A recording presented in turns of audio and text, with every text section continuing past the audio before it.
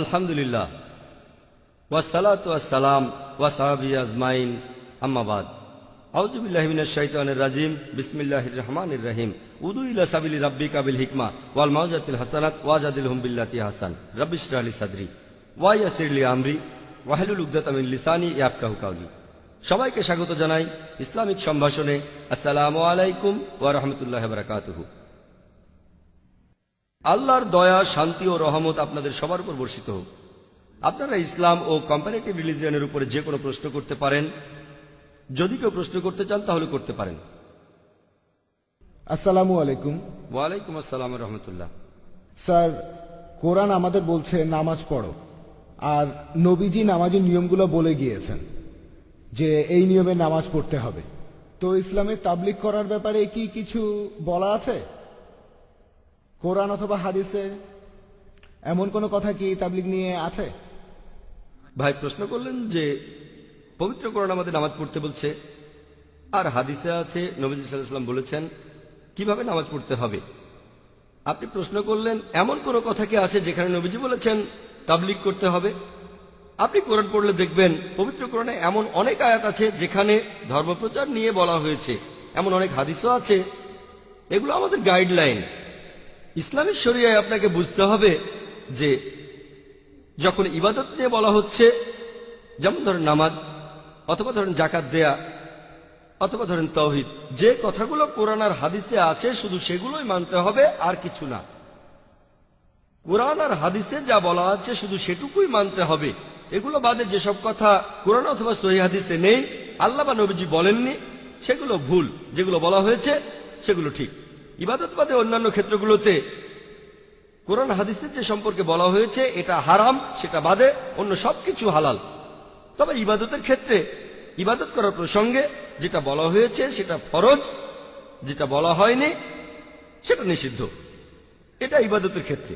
ইবাদত বাদে অন্যান্য ক্ষেত্রগুলোতে যেমন কি কি খাবেন, কি কি পড়বেন, কিভাবে কথা বলবেন, আর ধর্মপ্রচারে যেটার অনুমতি নেই সেটা হারাম। যেটা বলা হয়েছে ফরজ সেটা ফরজ অথবা মুস্তাহাব, এছাড়া উল্লেখ করা হয়নি কিন্তু অনুমতি আছে। সেটা হয়তো প্রকারভেদে হতে পারে ফরজ, অথবা সেটা হয়তো হতে পারে মুস্তাহাব, উৎসাহিত করা হয়েছে, অথবা সেটা হয়তো হতে পারে মুবাহ, অথবা নয়তো মাকরু।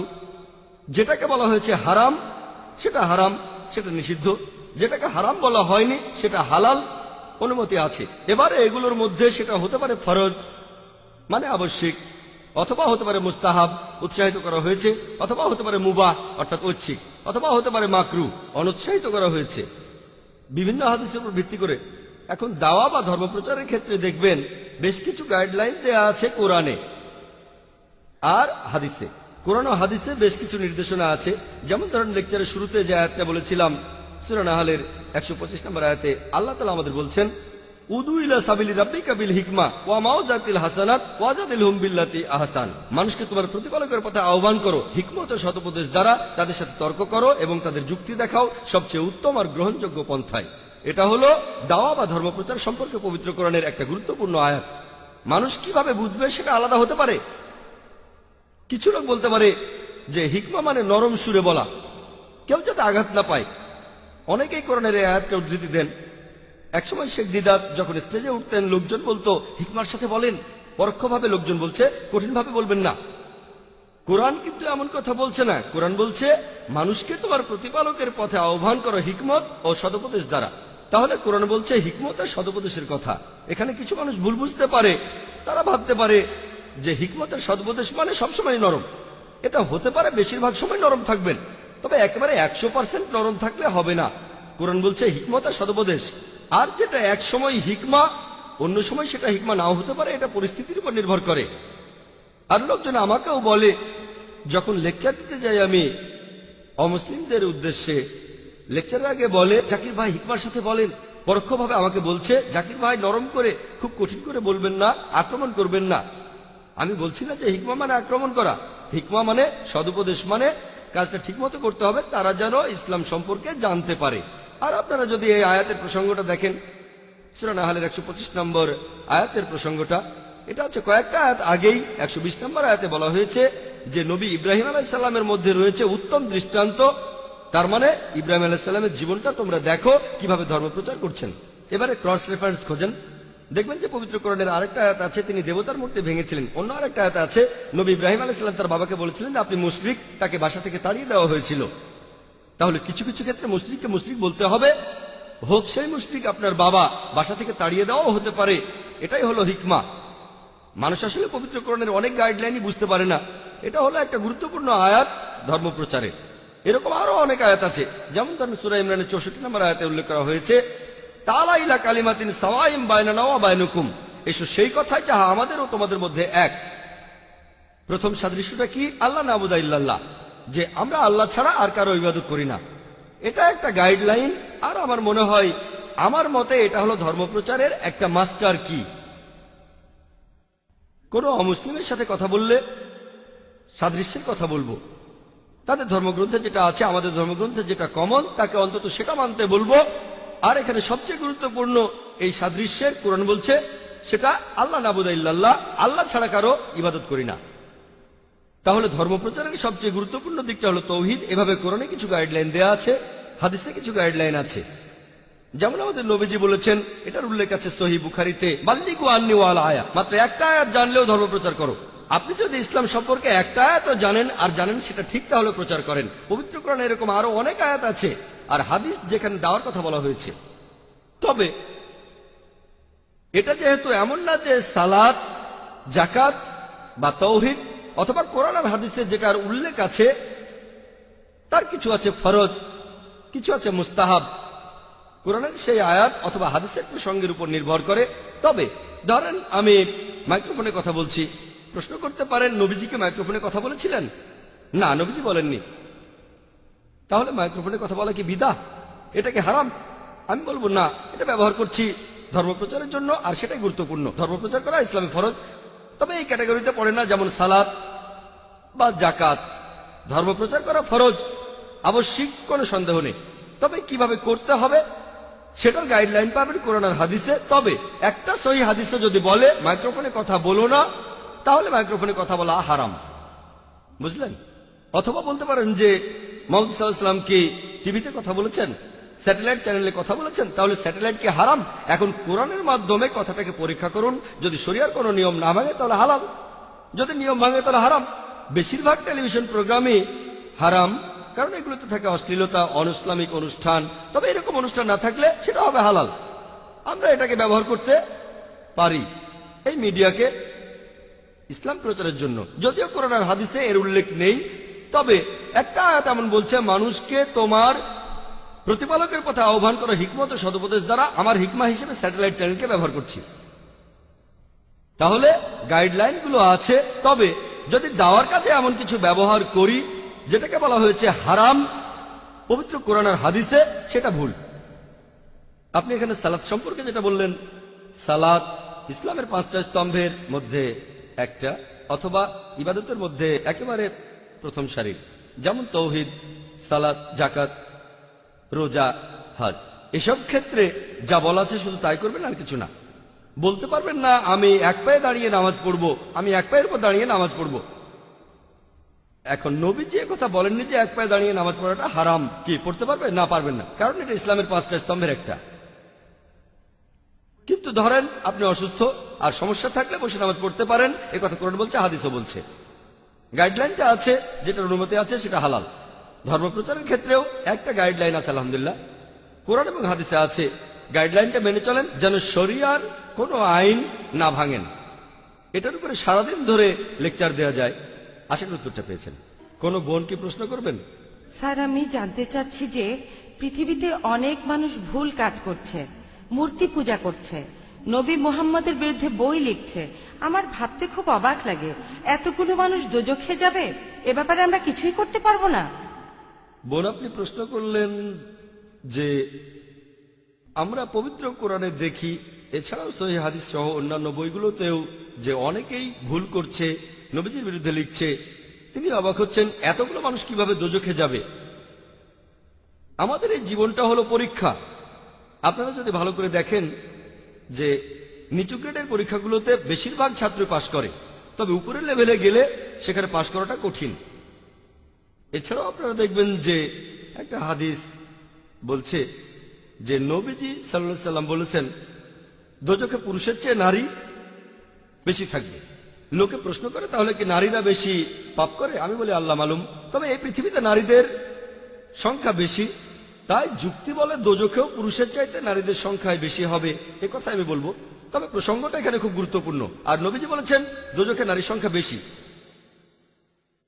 কেন? আমি একটা উত্তর দিয়েছিলাম যে পৃথিবীতে নারীর সংখ্যা অনেক বেশি, তাই যুক্তি দিয়ে যদি ধরে নেই যে সমান সংখ্যক মানুষ বেহেশত আর দোজখে যাচ্ছে, আমি জানি না বেহেশতেও নারীদের সংখ্যা বেশি কিনা, হাদিসে এমন কিছু বলা নেই, ব্যাপারটা আলাদা দেখতে হবে।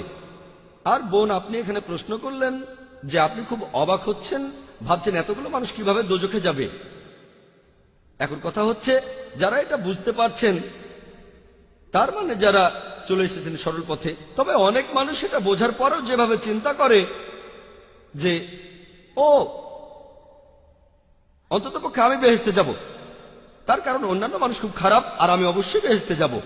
হযরত ওমরের বর্ণিত একটা হাদিসে বলা হয়েছে যে যদি তুমি জানো মাত্র একজন লোক বেহেশতে যাবে, তাহলে আল্লাহ তাআলার কাছে দোয়া করো যেন সেই লোকটা তুমি হতে পারো।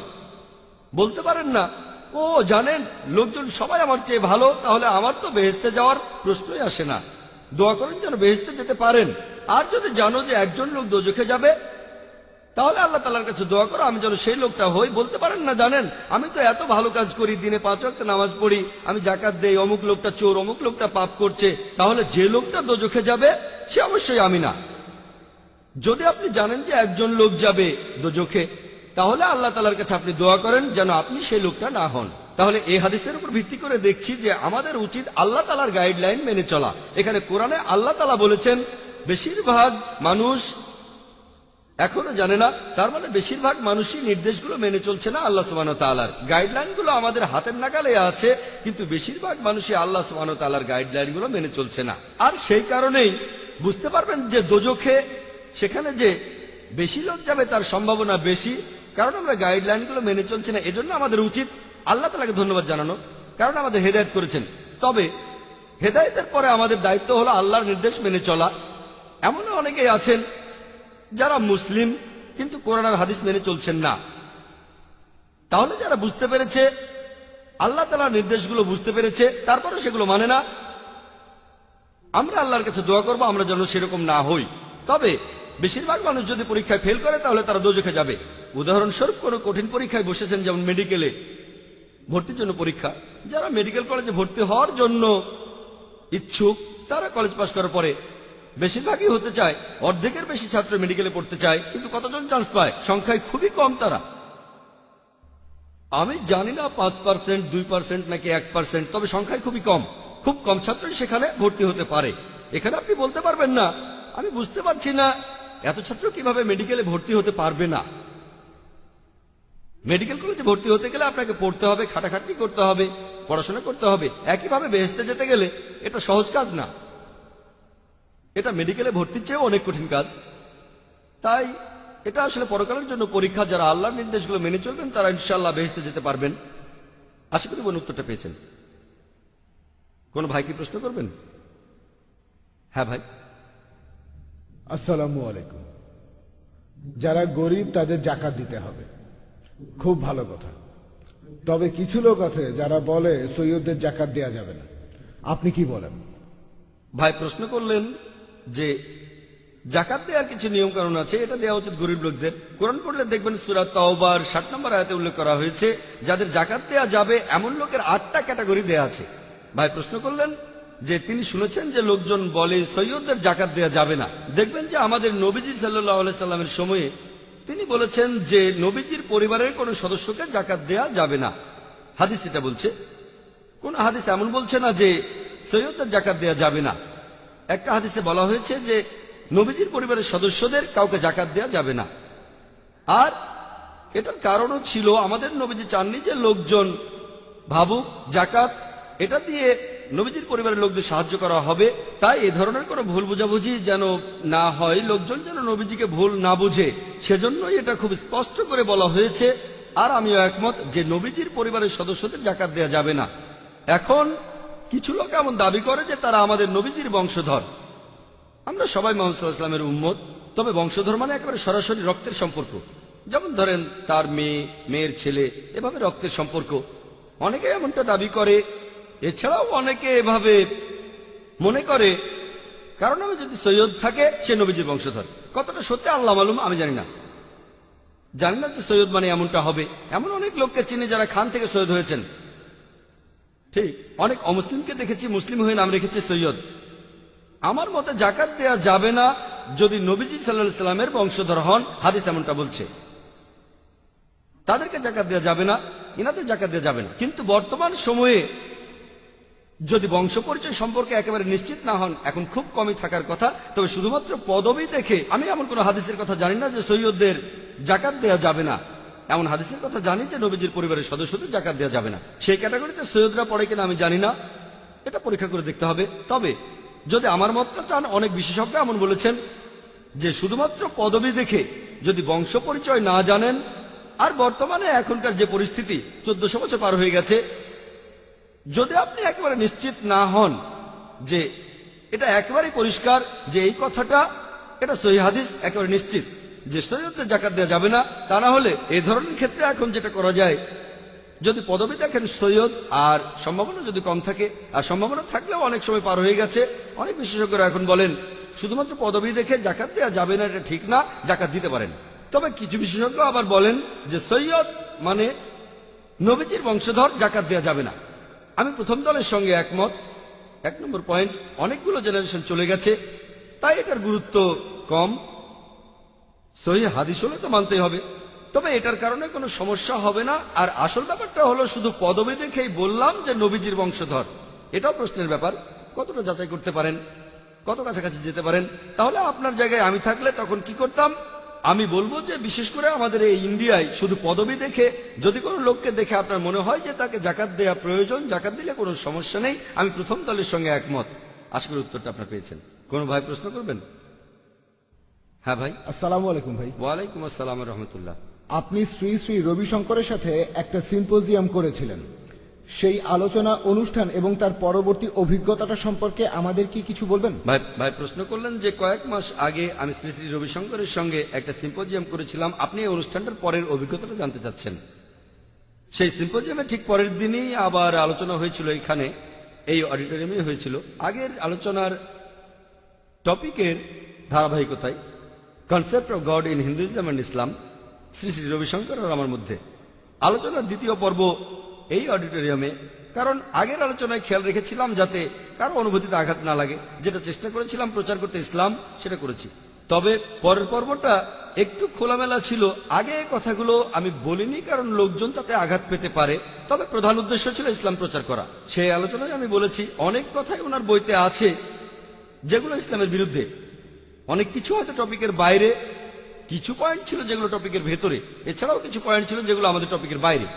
এই পর্বটা আসলে করা হয়েছিল যেন মানুষ জানুক, পৃথিবী জানুক যে উনার লেখা বই the common thread between Hinduism and ইসলাম, সেখানে অনেক ভুল আছে। সত্যি বলতে সংশোধন করতে গেলে বইয়ের পাতাই থাকে না, সেখানে কয়েকশো ভুল আছে। এটাই পরিষ্কার করেছি যে তিনি কিছু ভুল করেছেন, তিনি এমন অনেক কথাই বলেছেন যেগুলো ঠিক না। এটাই ছিল সে পর্বটা। আর তিনি খুবই জনপ্রিয়, সেজন্য আলোচনাটা আরেকটা পর্ব করেছি, আরো বিস্তারিত বলেছি। আর এটাও ইনশাল্লাহ তাড়াতাড়ি বাজারে আসবে। আশা করি উত্তরটা পেয়েছেন।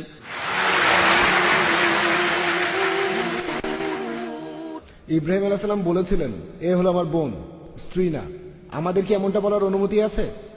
ভাই আপনি প্রশ্ন করলেন যে ইব্রাহিম আলাইহিস সালাম বলেছিলেন এ হলো আমার বোন, আমার স্ত্রী না, এর অনুমতি আছে কিনা।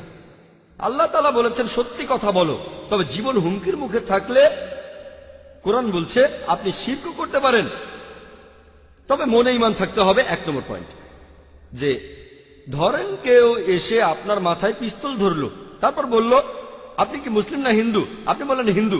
আপনি কি মূর্তি পূজা করেন? তখন বললেন হ্যাঁ।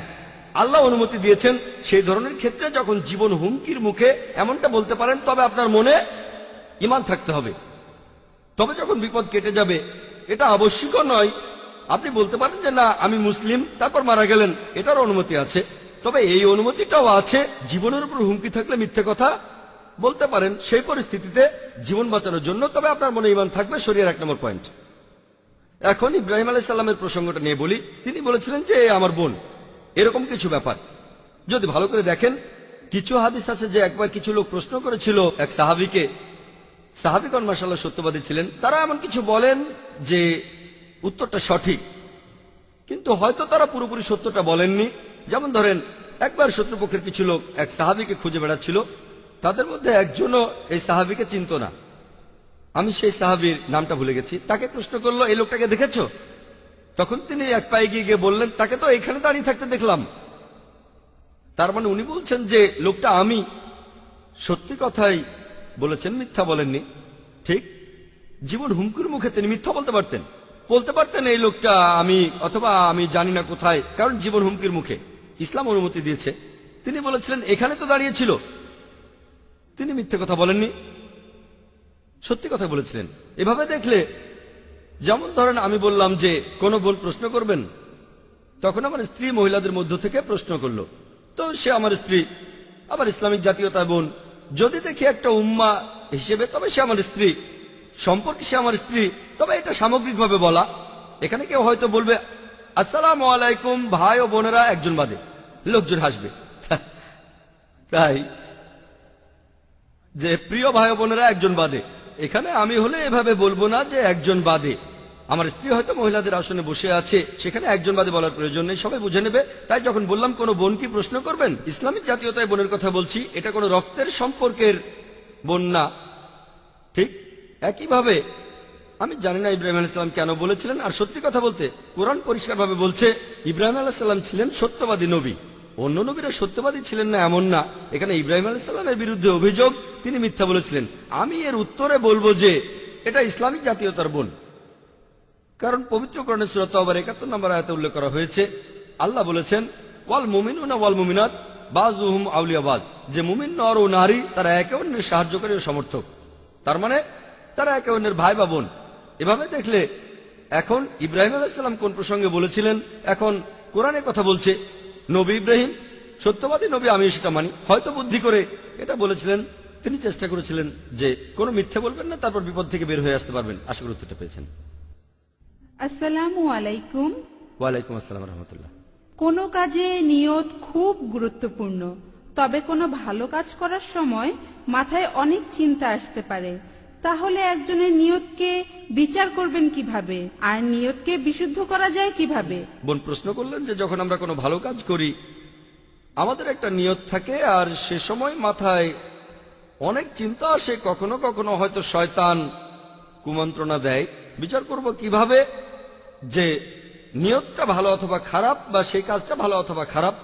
এখন কাজের কথা যদি বলতে হয়, কোরআন ও হাদিসে গাইডলাইন দেয়া আছে কিভাবে কাজগুলো করতে হবে, সেটা ভালো না খারাপ। এখন এটার পাশাপাশি মাথায় অন্য ধরনের কিছু চিন্তা আসতে পারে। যেমন ধরেন একজন লোক ধর্ম প্রচার করছে, আর আলহামদুলিল্লাহ তিনি সফল, আর হাজার হাজার লোক তার লেকচার শোনে। তার মনে প্রশ্ন আসতে পারে, ধর্ম প্রচার করছেন কি খ্যাতির জন্য, নাকি এটা করছেন আল্লাহর জন্য? একজন দায়ীর মনে এই প্রশ্নটা আসতে পারে। আর অনেক সময় সিদ্ধান্ত নিতে হয় তাদের কাজগুলো দেখে। আমাদের নবীজির প্রথম যে হাদিসটা আছে সহিহ বুখারীতে, ইন্নামাল আমালু বিন্নিয়াত, অর্থাৎ নিয়ত গুরুত্বপূর্ণ। কাজের বিচার করা হয় নিয়ত দিয়ে। নিয়তটা গুরুত্বপূর্ণ, আর নিয়ত খুবই গুরুত্বপূর্ণ। তবে এখানে যদি হয় নিয়ত আছে কাজ নেই, এতে হবে না। নিয়তটা এখানে আসল জিনিস, এটা দিয়েই কাজ করছেন। আর এটার সঙ্গে লোকে বলে আমের সঙ্গে আটিও পাবেন, আম কিনলে সঙ্গে আটিটাও পাবেন, আটি ছাড়া আম কিনতে পারবেন না। তাহলে এরকম অনেক ব্যাপার আছে। যেমন ধরেন মোহাম্মদ সাল্লাল্লাহু আলাইহি সাল্লাম, তিনি হলেন সবচেয়ে সফল মানুষ এই পৃথিবীতে, সবচেয়ে সফল মুসলিম, সবচেয়ে সফল নবী, আলহামদুলিল্লাহ। এছাড়াও তিনি হলেন এই পৃথিবীর সবচেয়ে প্রভাবশালী মানুষ, পৃথিবীর সবচাইতে বিখ্যাত মানুষ। লোকজন তার নামে অভিযোগ করে যে নবীজি মুহাম্মদ সাল্লাল্লাহু আলাইহি ওয়াসাল্লাম নাউজুবিল্লাহ এগুলো করেছিলেন খ্যাতির জন্য। অনেকেই অভিযোগ করে। আমার লেকচারে বলেছিলাম is the Quran God's word. আমি পশ্চিমাদের দেয়া বিভিন্ন অভিযোগের কথা বলেছি, সন্দেহবাদীদের কথা বলেছি। তবে লোকজন এখানে অন্য আর অভিযোগ করেছে। নবীজিকে নিয়ে অনেকে হয়তো বলে তিনি করেছিলেন টাকার জন্য, সম্পদের জন্য করেছিলেন, এরকম আরো অনেক কিছু। এবার নবীজির জীবনটা একটু ভালো করে দেখেন। যে মক্কা শহরের মুশরিকরা তাকে রাজা বানাতে চেয়েছিল।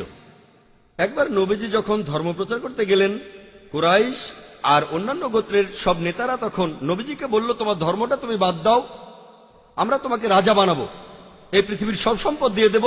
নবীজি বললেন, যদি সূর্যকে আমার ডান হাতে রাখো আর চাঁদকে আমার বাম হাতে, তারপরও আমি আল্লাহর ধর্মকে ত্যাগ করব না।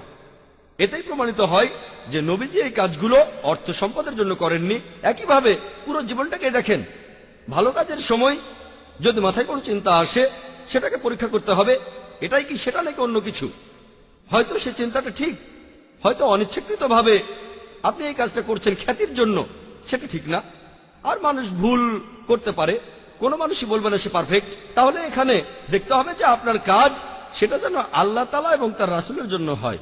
আপনি যে কাজই করেন, ধর্মপ্রচার বা অন্য কোনো ভালো কাজ ইত্যাদি, দুটো দিকই চিন্তা করতে হবে। আর তখনই বুঝতে পারবেন যে এটা টাকার জন্য কি। আচ্ছা, পরীক্ষা করে দেখলাম তিনি টাকার জন্য করছেন না, তাহলে কি খ্যাতির জন্য?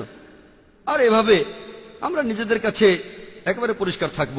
অন্যরা যা বলে বিশ্বাস করেন, সেটা নিয়ে ভাববেন না। কারণ আপনারা হয়তো জানেন, পৃথিবীতে যে মানুষটার বিরুদ্ধে সবচেয়ে বেশি বই লেখা হয়েছে তিনি মুহাম্মদ সাল্লাল্লাহু আলাইহি ওয়াসাল্লাম। তাই যদি বলেন যে মানুষটার বিরুদ্ধে সবাই কথা বলে, সেই লোকটা সম্ভাবনা বেশি যে সে খারাপ, তাহলে নবীজি সাল্লাল্লাহু আলাইহি ওয়াসাল্লাম নাউজুবিল্লাহ, তার বিরুদ্ধে সবচেয়ে বেশি বই লেখা হয়েছে, তার মানে এই না নাউজুবিল্লাহ তিনি খারাপ। নিঃস্বার্থভাবে তিনি কাজ করে গেছেন, তিনি সর্বশ্রেষ্ঠ নবী। তারা যখন আমাদের নবীকে ছাড়ছে না, তাহলে আপনি আমি কে?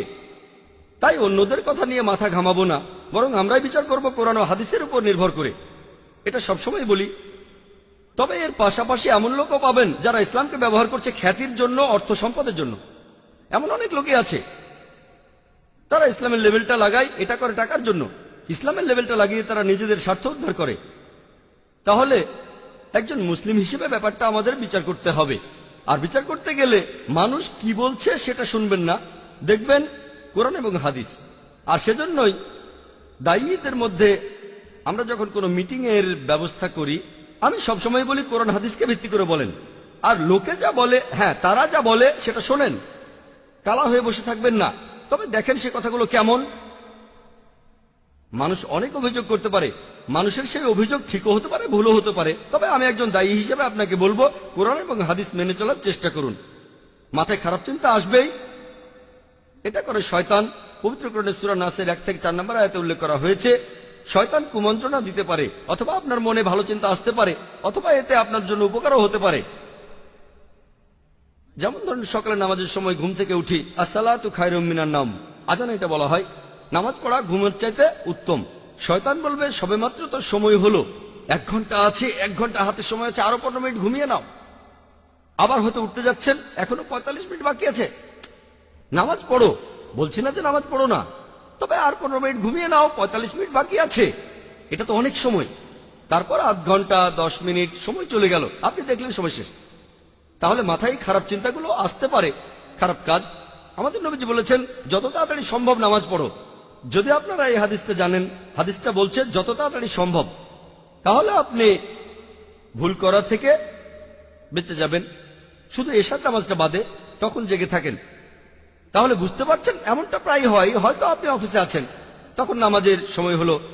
আমাদের প্রত্যেকের ক্ষেত্রে এটা হয়, হোক সেটা আপনি বা আমি। হয়তো দরকারি কোনো কাজ করছেন, যখনই নামাজের সময় হবে নামাজ পড়া উচিত, যত তাড়াতাড়ি সম্ভব।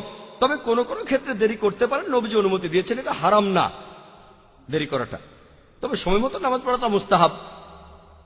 কোরআন হাদিস থেকে আমরা এই গাইডলাইনগুলো পাই। আর যদি আপনার নিয়ত আর কাজগুলোতে কোরআন এবং হাদিস মেনে চলেন, তাহলে বুঝতে পারবেন আপনার অবস্থানটা কোথায়। আশা করি উত্তরটা পেয়েছেন বোন। কোনো ভাই প্রশ্ন করবেন? হ্যাঁ করেন। আসসালামু আলাইকুম। ওয়ালাইকুম আসসালাম রহমতুল্লাহ। আমার প্রশ্নটা হলো, আল্লাহকে কে সৃষ্টি করেছেন যার শুরু নেই শেষও নেই? ভাই, আপনি প্রশ্ন করলেন যে আল্লাহ তাআলাকে কে সৃষ্টি করেছে। সাধারণত আমি এই প্রশ্নটার উত্তর দেই আরেকটা প্রশ্নের মাধ্যমে। আমি প্রশ্ন করি যে আমার বন্ধু জন, সে হাসপাতালে ভর্তি হয়েছে, সেখানে সে একটা বাচ্চার জন্ম দিল। বাচ্চাটা ছেলে না মেয়ে?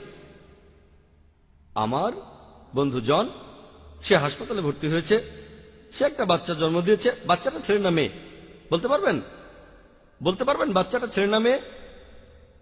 কেউ পারবেন বাচ্চাটা ছেলে না মেয়ে বলতে? এখানে ঘটনাটা হলো, ভাই জন একজন পুরুষ, সে কিভাবে বাচ্চার জন্ম দেবে? যেহেতু সে বাচ্চার জন্ম দিতে পারবে না, তাই বাচ্চাটা ছেলে না মেয়ে এই প্রশ্নটা সেখানে আসবেই না। একইভাবে আল্লাহ সুবহানাহু ওয়া তাআলার সংজ্ঞা হচ্ছে সত্যিকারের ঈশ্বরের, সেটা তিনি সৃষ্টি হননি, তিনি কারো সন্তান নন, তিনি জন্মাননি। যখনই প্রশ্ন করেছেন আল্লাহকে কে বানিয়েছে, আল্লাহ সুবহানাহু ওয়া তাআলার সংজ্ঞা হলো সত্যিকারের ঈশ্বরের সংজ্ঞা, তিনি সৃষ্টি হননি। তাহলে আমি যদি বলি XYZ হলো বানানো ঈশ্বর, সে সত্যিকারের ঈশ্বর না। এমন কোন ঈশ্বরের কথা যদি জানেন যার একজন স্রষ্টা আছে, সে ঈশ্বর নয়। কেউ বলল যে অমুক ঈশ্বরকে সৃষ্টি করেছে এক্স অথবা অন্য কেউ, এই ঈশ্বর সত্যিকারের ঈশ্বর নয়, কারণ ঈশ্বর সৃষ্টি হননি, সে মিথ্যা ঈশ্বর। সেজন্য আমরা শাহাদায় বলি লা ইলাহা ইল্লাল্লাহ, কোন ঈশ্বর নেই শুধু আল্লাহ ব্যতীত, ইল্লাল্লাহ। তাহলে বুঝতে পারছেন যে আল্লাহ সুবহানাহু ওয়া তাআলার একটা সংজ্ঞা হলো তার কোনো শুরু নেই, শেষ নেই, তিনি সৃষ্টি হননি। তাহলে আল্লাহ সুবহানাহু ওয়া তাআলাকে কেউ সৃষ্টি করেনি, তিনি হলেন একা। আর বিশ্বজগতে কখনো সৃষ্টি হননি এমনটা হলেন আল্লাহ সুবহানাহু ওয়া তাআলা। অন্য সবকিছু তিনি সৃষ্টি করেছেন, প্রত্যক্ষ বা পরোক্ষভাবে। ঠিক, তাহলে বুঝতে পারছেন যে আল্লাহ সুবহানাহু ওয়া তাআলা তার একটা বৈশিষ্ট্য হলো সৃষ্টিকর্তা। এছাড়াও আল্লাহ তাআলার আরো অনেক বৈশিষ্ট্য আছে। একটা বৈশিষ্ট্য, তিনি সৃষ্টিকর্তা, সবচেয়ে বড় সৃষ্টিকর্তা। আর তিনি সৃষ্টি হননি, তিনি সবকিছু স্রষ্টা, সবকিছু তার উপর নির্ভর করে, তবে তিনি কোনো কিছুর উপর নির্ভর করেন না। আশা করি উত্তরটা পেয়েছেন। বিস্তারিত ভাই প্রশ্ন করলেন যে আমার কোন ক্যাসেটে বিস্তারিত আছে। আমার লেকচার দেখেন, is the Quran God's word. আমার লেকচার, তারপরে প্রশ্নোত্তর পর্ব সব মিলিয়ে আনুমানিক 3.5 ঘন্টা। সেখানে এই সম্পর্কে বিস্তারিত জানতে পারবেন। এই প্রশ্নটাও সেখানে করা হয়েছিল, উত্তরটা আরো বিস্তারিত পাবেন সেখানে। আশা করি উত্তরটা পেয়েছেন। কোন বোন কি প্রশ্ন করবেন? আসসালামু আলাইকুম ভাই। ওয়ালাইকুম আসসালাম ওয়া রাহমাতুল্লাহি ওয়া বারাকাতুহু। খ্রিস্টান ধর্মে ইয়াহুয়ার ধারণাটা আসলে কি, আর তারা পবিত্র আত্মাকে বিশ্বাস করে কেন? আর আমি আপনার হায়দ্রাবাদ ট্রিপ সম্পর্কে কিছু জানতে চাই, একটু খুলে বলবেন কি? বোন, আপনি দুটো প্রশ্ন করলেন। আপনি জানতে চাচ্ছেন যে খ্রিস্টানরা কেন ঈশ্বরকে ইয়াহু বলে ডাকে, এর অর্থটা কি। এছাড়াও আপনি আমার হায়দ্রাবাদ ট্রিপ সম্পর্কে জানতে চাইলেন। প্রথম প্রশ্নের উত্তরে বলি, খ্রিস্টান ধর্মে ইয়াহর ধারণাটা আসলে কি। যদি আপনি পড়েন পবিত্র বাইবেল, ওল্ড টেস্টামেন্টে আছে, সেখানে ঈশ্বরের একটা নাম হলো YHWH। এটা একটা হিব্রু শব্দ। হিব্রুতে সাধারণত ভাওয়েলগুলো লেখা হয় না। যদি ভাওয়েলগুলো বসান YHWH এর সাথে, এটা হবে ইয়াহওয়া। সাধারণত তারা আগে একটা জে লাগায়, যেমন ইনুস হয়ে যায় জোনা আলাইসাল্লাম। ওয়াই এর আগে একটা জে লাগায়, তাহলে ইয়াহো হয়ে যায় জেহোয়া। তাহলে ঈশ্বরের নামগুলোর একটা, তারা বলে জেহোয়া বা জেহোভা। আর খ্রিস্টান ধর্মে একটা দল আছে যাদের বলা হয় জেহোভাস উইটনেস বা জেহোবার সাক্ষী। তাহলে এটা হলো ঈশ্বরের একটা নাম YHWH। এটা আছে ওল্ড টেস্টামেন্টে, সেখানে দেখবেন যে ঈশ্বরকে বলা হয়েছে ইয়াহোয়া, বাইবেলে আছে, এটা ঈশ্বরের একটা নাম। আর উচ্চারণ করার সময় তারা সামনে একটা জে লাগায়, আর এটা হয়ে যায় জেহোয়া। এই হলো শব্দটার অর্থ। খ্রিস্টানদের একটা দলের নাম জেহোভাস উইটনেস, মানে মহান ঈশ্বরের সাক্ষী। এই হলো শব্দটার অর্থ। এটা একটা বৈশিষ্ট্য, এটা মহান ঈশ্বরের অনেকগুলো নামের মধ্যে একটা, আছে বাইবেলের ওল্ড টেস্টামেন্টে। আপনার দ্বিতীয় প্রশ্নের উত্তরে বলি যে হায়দ্রাবাদে আমার ট্রিপগুলো কেমন ছিল। আর আলহামদুলিল্লাহ সুম্মা আলহামদুলিল্লাহ, আল্লাহর রহমতে আর আল্লাহর দয়ায় যে মাশাআল্লাহ আমার সেই ট্রিপগুলো, এখন আমার সেই ট্রিপগুলো আগের চাইতে অনেক সফল হচ্ছে, উন্নতি হচ্ছে আলহামদুলিল্লাহ। প্রত্যেকটা ট্রিপ আগের চাইতে সফল হচ্ছে আলহামদুলিল্লাহ। আর হায়দ্রাবাদের ট্রিপটাও খুব সফল হয়েছে। সফল হয়েছি অনেক ক্ষেত্রে। প্রথমে দাওয়ার ক্ষেত্রে আলহামদুলিল্লাহ আমার লেকচারের ব্যবস্থা করা হয়েছিল একটা অমুসলিম জায়গায়, NTR স্টেডিয়ামে। সাধারণত এই স্টেডিয়ামে অনুমতি দেওয়া হয় না, তারপরও হাইকোর্ট থেকে অনুমতি পাওয়া গিয়েছিল। সেখানে মাঠটা খুবই বিশাল, স্টেডিয়ামের মাঠটা অনেক বড় ছিল, সব মিলিয়ে 10 একরের বেশি জায়গা। আর সেখানে অমুসলিমদের সংখ্যা বেশি। আর আলহামদুলিল্লাহ আলহামদুলিল্লাহ, যদিও অমুসলিম জায়গা মাশাআল্লাহ, সেই লেকচার শুনতে হাজার হাজার মানুষ এসেছিল মাশাআল্লাহ। তখন আমরা খেয়াল রেখেছিলাম, আর এখন লেকচারের পরে এটাই করি যে প্রশ্ন করার সুযোগটা প্রথমে অমুসলিমদের দেই, আর তারপরে যদি সময় থাকে তাহলে মুসলিমদের প্রশ্ন করার সুযোগ দিয়ে থাকি উন্মুক্ত প্রশ্নোত্তর পর্বে। আর আলহামদুলিল্লাহ সেই 2 দিনে অনেক অমুসলিম ভাই প্রশ্ন করেছিল। আমাদের অনুষ্ঠানটাও 2 দিনই শেষ হয়েছে রাত 10টার পরিবর্তে 10:30টায়। যদি আমরা এরপরেও অনুষ্ঠান চালিয়ে যেতাম মাঝরাত পর্যন্ত, 2-3টা পর্যন্ত, তাহলে আমার মনে হয় তখনও অমুসলিমদের প্রশ্নগুলো শেষ হতো না। অনেক লোক এসেছিল মাশাআল্লাহ, সবাই সচেতন মাশাআল্লাহ। এভাবে লেকচারের মাধ্যমে ইসলাম প্রচার এটাও বাড়ছে, স্যাটেলাইট চ্যানেলের কারণে এটা বাড়ছে। আর এটা জেনে আপনাদের ভালো লাগবে যে অমুসলিম যারা সেখানে এসেছিলেন তারা টিভিতে অনুষ্ঠানগুলো দেখেছিলেন, নইলে প্রশ্ন করবেন কেন? আর চিন্তা করেন, একজন অমুসলিম প্রশ্ন করছে 50-60 হাজার দর্শকের সামনে, অনেক লোক দেখছে, এখানে সাহসের দরকার আছে। তাহলে বুঝতে পারছেন যে এই লোকগুলো টিভিতে আমাদের অনুষ্ঠান দেখেছে আর তারা বুঝতে পেরেছে অমুসলিমরা এখানে খোলা মনে প্রশ্ন করতে পারে, এজন্যই তারা সেখানে প্রশ্ন করেছে। নাহলে চিন্তা করেন, একজন অমুসলিম, তার আশেপাশে হাজার হাজার মুসলিম, প্রশ্ন করার আগে সে 10 বার চিন্তা করবে, অথচ এখানে অমুসলিমদের লাইন পড়ে গেছে প্রশ্ন করতে। এর কারণ মানুষ সচেতন হয়েছে। আর স্যাটেলাইট মিডিয়া আলহামদুলিল্লাহ। তাহলে ধর্মপ্রচারের দিক থেকে বললে আলহামদুলিল্লাহ ট্রিপটা খুবই সফল হয়েছে। আর দাওয়ার প্রসঙ্গে যদি বলেন, অথবা প্রসঙ্গটা যদি হয় ইসলাম, মাশাআল্লাহ একটা ব্যাপার ভালো হয়েছে যে যদি আমরা দেখি যে ইসলামে অনেক দল আছে, যেটা উচিত না, অনেক গ্রুপ আছে, অর্গানাইজেশনও আছে, তবে ইসলামের সঙ্গে থাকতে বলেছে। আল্লাহ তাআলা বলেছেন সূরা ইমরানের 103 নম্বর আয়াতে উল্লেখ করা হয়েছে, ওয়া তাসিমু বিহাবলিল্লাহ জামিয়া ওয়া লা তাফাররাকু, আল্লাহর রশি শক্ত করে ধরো আর বিভক্ত হয়ো না। তাই আমাদের এই ট্রিপটা মাশাআল্লাহ মুসলিম উম্মার দিক থেকে অনেক সফল হয়েছে, কারণ সব দলের মুসলিমই এসেছিলেন মাশাআল্লাহ, সবাই এসেছেন, হোক শিয়া অথবা সুন্নি, হানাফি, শাফি, তাবলিগি, জামাতে ইসলামী, আহলে হাদিস, সালাফি, মাশাআল্লাহ, আর সবাই সমর্থন করেছেন। আর আলহামদুলিল্লাহ অনেক অর্গানাইজেশন এসেছিল, সবাই মিলে অনুষ্ঠানটার আয়োজন করেছি মাশাআল্লাহ। আর সেখানে বিভিন্ন অর্গানাইজেশনের প্রধানদের সঙ্গে পরিচিত হওয়ার সুযোগ হয়েছিল। অনেক অর্গানাইজেশন, অনেক গ্রুপ মাশাআল্লাহ, হোক সেটা জামাতে ইসলামী, হোক সেটা আহলে হাদিস, হোক সেটা বারলেভি, আলহামদুলিল্লাহ। আর সেখানে বুঝিয়েছি যে মুসলিমদের এভাবে একতাবদ্ধ থাকা দরকার। আমার লেকচারও সে কথা বলেছে আলহামদুলিল্লাহ। এটাই ছিল পজিটিভ ব্যাপার। ইন্ডিয়ায় এটা আমার সবচেয়ে সফল ট্রিপগুলোর একটা, যেভাবে সব গোত্রের মুসলিমরা সেখানে একত্রিত হয়েছিল এবং সমর্থন করেছে। সাধারণত আমরা দেখি যে একটা গ্রুপ এগিয়ে আসলে আরেকটা গ্রুপ হয়তো তাদের সমর্থন করে না। তো আলহামদুলিল্লাহ এখানে আমরা দেখেছি যে মাশাআল্লাহ যদি কেউ কোরআন ও সুন্নাহ মেনে চলে তাহলে দেখি বেশিরভাগ মুসলিম সমর্থন করে। আর যদি হিকমার সাথে করা যায়, সদ উপদেশের সাথে। আমি সেখানে আরো কয়েকদিন ছিলাম যাতে করে লোকজনের সাথে দেখা করতে পারি। ট্রিপটা খুবই সফল সংস্কারের দিক থেকে, এছাড়াও ধর্মপ্রচারের দিক থেকে। আশা করি উত্তরটা পেয়েছেন। আলহামদুলিল্লাহ ওয়াসসালাতু ওয়াসসালাম ওয়া সাহাবি আজমাইন, আম্মা বাদ। আউযু বিল্লাহি মিনাশ শাইতানির রাজিম, বিসমিল্লাহির রহমানির রহিম। উদু ইলা সাবিলি রাব্বিকা বিল হিকমা ওয়াল মাউযাতিল হাসানাত ওয়াজাদিলহুম বিল্লাতি হাসান। রাব্বি ইশরাহ লি সাদরি ওয়া ইয়াসসির লি আমরি ওয়াহলুল উকদাতাম মিন লিসানি ইয়াফকাহু কাওলি। সবাইকে স্বাগত জানাই ইসলামিক সম্ভাষণে। আসসালামু আলাইকুম ওয়া রাহমাতুল্লাহি ওয়া বারাকাতুহু। আল্লাহর দয়া, শান্তি ও রহমত আপনাদের সবার উপর বর্ষিত হোক। আপনারা ইসলাম ও কম্পারেটিভ রিলিজিয়নের উপরে যে কোনো প্রশ্ন করতে পারেন। যদি কেউ প্রশ্ন করতে চান তাহলে করতে পারেন। আসসালামু আলাইকুম। কয়েকদিন ধরে বোম্বে শহরের অলিতে গলিতে বিভিন্ন পোস্টার দেখছি, ইমাম মাহদী ফাউন্ডেশন থেকে ছাপা হয়েছে। বলা হয়েছে যে ইমাম মাহদী চলে এসেছেন, চাঁদের উপর ওনার মুখ দেখা গেছে। ওনার মুখ চাঁদের উপর দেখা গেছে। পোস্টারগুলো হিন্দি, ইংলিশ আর উর্দুতে ছাপা হয়েছে। বোম্বের অনেক জায়গায় লাগানো হয়েছে। এ ব্যাপারে আপনি কিছু বলবেন? ভাই প্রশ্ন করলেন যে বোম্বে শহরের বিভিন্ন রাস্তায় কিছু পোস্টার লাগানো হয়েছে ইমাম মাহদী ফাউন্ডেশন থেকে। ইমাম মাহদী এসেছেন আর চাঁদের উপর ওনার মুখ দেখা গেছে। আমি এমন কোন পোস্টার দেখিনি, তবে থাকতে পারে। আর চাঁদের উপর ওনার মুখ দেখা গেছে কিনা সে সম্পর্কেও কিছু জানি না। তবে ইমাম মাহদী সম্পর্কে বেশ কিছু হাদিস আছে, কিছু গাইডলাইন আছে। তিনি আসবেন। কেউ কেউ বলে চলে এসেছেন, তিনি এসেছেন এমন কোনো কথা আমি শুনিনি। তবে হাদিস বলছে তিনি অবশ্যই আসবেন ইনশাল্লাহ। আর ইমাম মাহদী ফাউন্ডেশন নামে কোনো ফাউন্ডেশন আমি চিনি না। আর চাঁদের উপর ওনার মুখ দেখা গিয়েছে সেরকম কথাও আমি শুনিনি। আর আপনারা দেখবেন যে ইতিহাসে এ পর্যন্ত কয়েকশো মাহাদি এসেছেন আর গিয়েছেন। সুদানে, আফ্রিকায়, পাকিস্তানে, হায়দ্রাবাদে, ইন্ডিয়ায়, অনেক জায়গায় অনেকে এসেছেন আবার চলেও গেছেন। প্রত্যেকে দাবি করে তিনি আসল মাহাদি।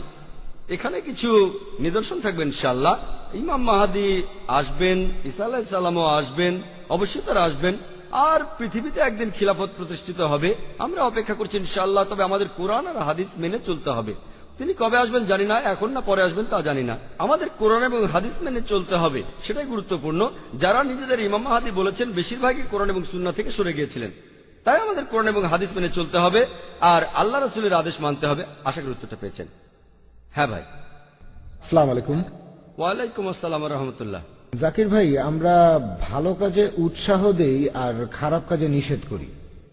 এখন মুসলিম এলাকায় যে মদের দোকানগুলো আছে তারা যেন অন্ততপক্ষে মুসলিম এলাকায় মদ বিক্রি না করে, সেজন্য কি করতে পারি? আপনি কি বলেন? ভাই প্রশ্ন করলেন আর সূরা ইমরানের 110 নম্বর আয়াতের উদ্ধৃতি দিলেন, যেখানে বলা হয়েছে কুনতুম খায়রা উম্মাতিন উখরিজাত লিন-নাস তা'মুরুনা বিল মা'রুফি ওয়া তানহাউনা আনিল মুনকার ওয়া তু'মিনুনা বিল্লাহ। মুসলিমরা তোমরাই শ্রেষ্ঠ উম্মত, কারণ তোমরা সৎ কাজের নির্দেশ দাও, অসৎ কাজে নিষেধ করো, আল্লাহকে বিশ্বাস করো। আপনি বলছেন যে ইন্ডিয়ায় অনেক মদের দোকান আছে, বিশেষ করে যেগুলো মুসলিম এলাকায়, এরা যাতে মদ বিক্রি না করে সেজন্য আমরা কি করতে পারি?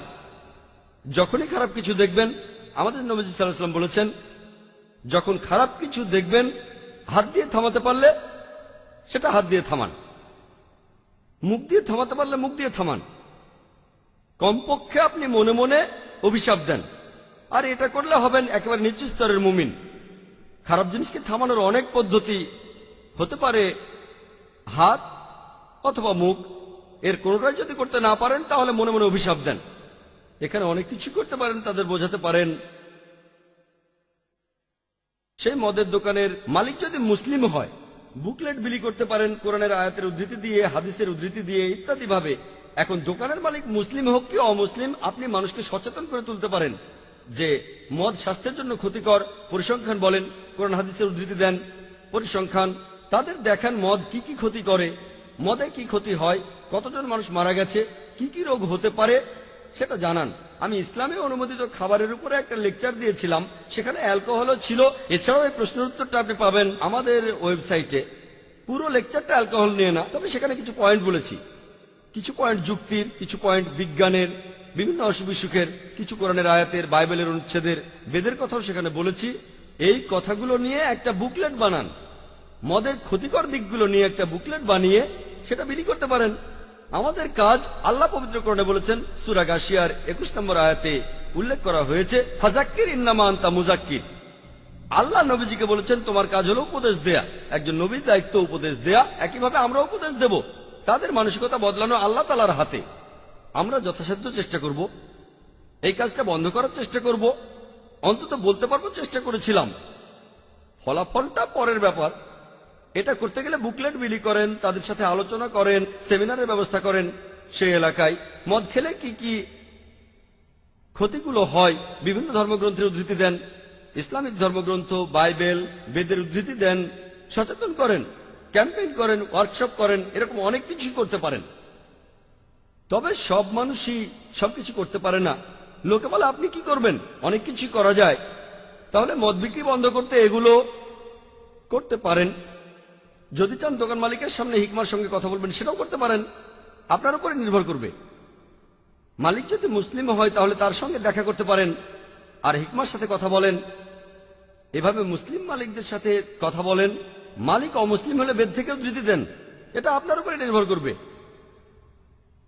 আর এভাবে আপনি মালিক আর কাস্টমারদের সচেতন করতে পারেন। দুটোর যে কোনো একটাই সফল হতে পারবেন, না হলেও চেষ্টা তো করেছেন। আল্লাহ তাআলাকে বলতে পারবেন এই খারাপ কাজটা থামানোর জন্য আমি যথাসাধ্য চেষ্টা করেছি। আশা করি উত্তরটা পেয়েছেন। কোনো ভাইকে প্রশ্ন করবেন? আসসালামু আলাইকুম। ওয়ালাইকুম আসসালাম রহমতুল্লাহ। স্কুলে বা কলেজে ভর্তির জন্য ডোনেশন দেয়া এর অনুমতি আছে? ভাই আপনি প্রশ্ন করলেন যে স্কুল বা কলেজে ভর্তির জন্য ডোনেশন দেওয়ার অনুমতি আছে কিনা, ইসলামিক নিয়মে অনুমতি আছে কিনা।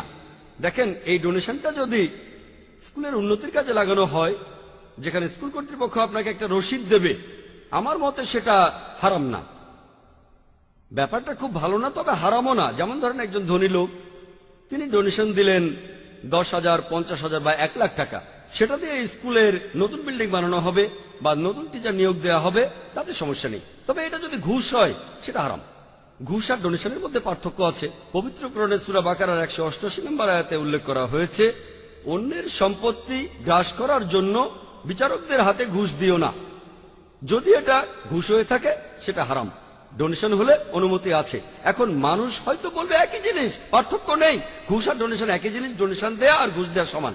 নবীজি সাল্লাল্লাহু আলাইহি ওয়াসাল্লাম বলেছেন, একজন প্রশ্ন করেছিল উপহার আর ঘুষের মধ্যে আপনি পার্থক্য করবেন কিভাবে? তুমি ওই অবস্থানে না থাকলে, উপহারটা যদি না আসতো তাহলে ঘুষ। এখন আমরা অনেকেই ডোনেশন দেই মেডিকেল কলেজে অথবা ইঞ্জিনিয়ারিং কলেজে অথবা কোনো স্কুলে। যদি ডোনেশন দেন, আপনি যদি অফিসিয়াল কোনো রসিদ পান আর টাকাটা দিয়ে যদি স্কুলের কোনো উন্নতি হয়, এই উদ্দেশ্যে আসন সংরক্ষিত থাকলে আমার মতে কোনো সমস্যা নেই। কিন্তু ডোনেশনের এই টাকাটা যদি প্রিন্সিপালের পকেটে যায় অথবা ম্যানেজমেন্টের পকেটে, কোনো টিচারের পকেটে, তাহলে হারাম, এটা ঘুষ। আপনি বেশিরভাগ ক্ষেত্রে দেখবেন যে ডোনেশনটা দেবেন সেটা কারো পকেটে চলে যাবে, রসিদ দিতে পারে বা নকল রসিদও দিতে পারে, এটাও ঠিক না। তাহলে যদি ডোনেশন দিতে চান, এই ব্যাপারগুলো দেখতে হবে। আর এই ব্যাপারগুলো দেখে আপনি ডোনেশন দিতে পারেন, টাকাটার সদ্ব্যবহার হবে। তবে যদি তারা সরাসরি ঘুষ চায়, সেটা হারাম। ঘুষ দিয়ে ভর্তি করানো সম্পূর্ণ হারাম। আশা করি উত্তরটা পেয়েছেন। কোন বোন কি প্রশ্ন করবেন? আসসালামু আলাইকুম। ওয়ালাইকুম আসসালাম রহমতুল্লাহ। আমি জানতে চাচ্ছিলাম যে নবীজি সাল্লাল্লাহু আলাইহি সাল্লামের সময়ে আজিল আর মুতাহ এই দুইটার অনুমতি ছিল, এ ব্যাপারে কিছুটা বিস্তারিত বলবেন?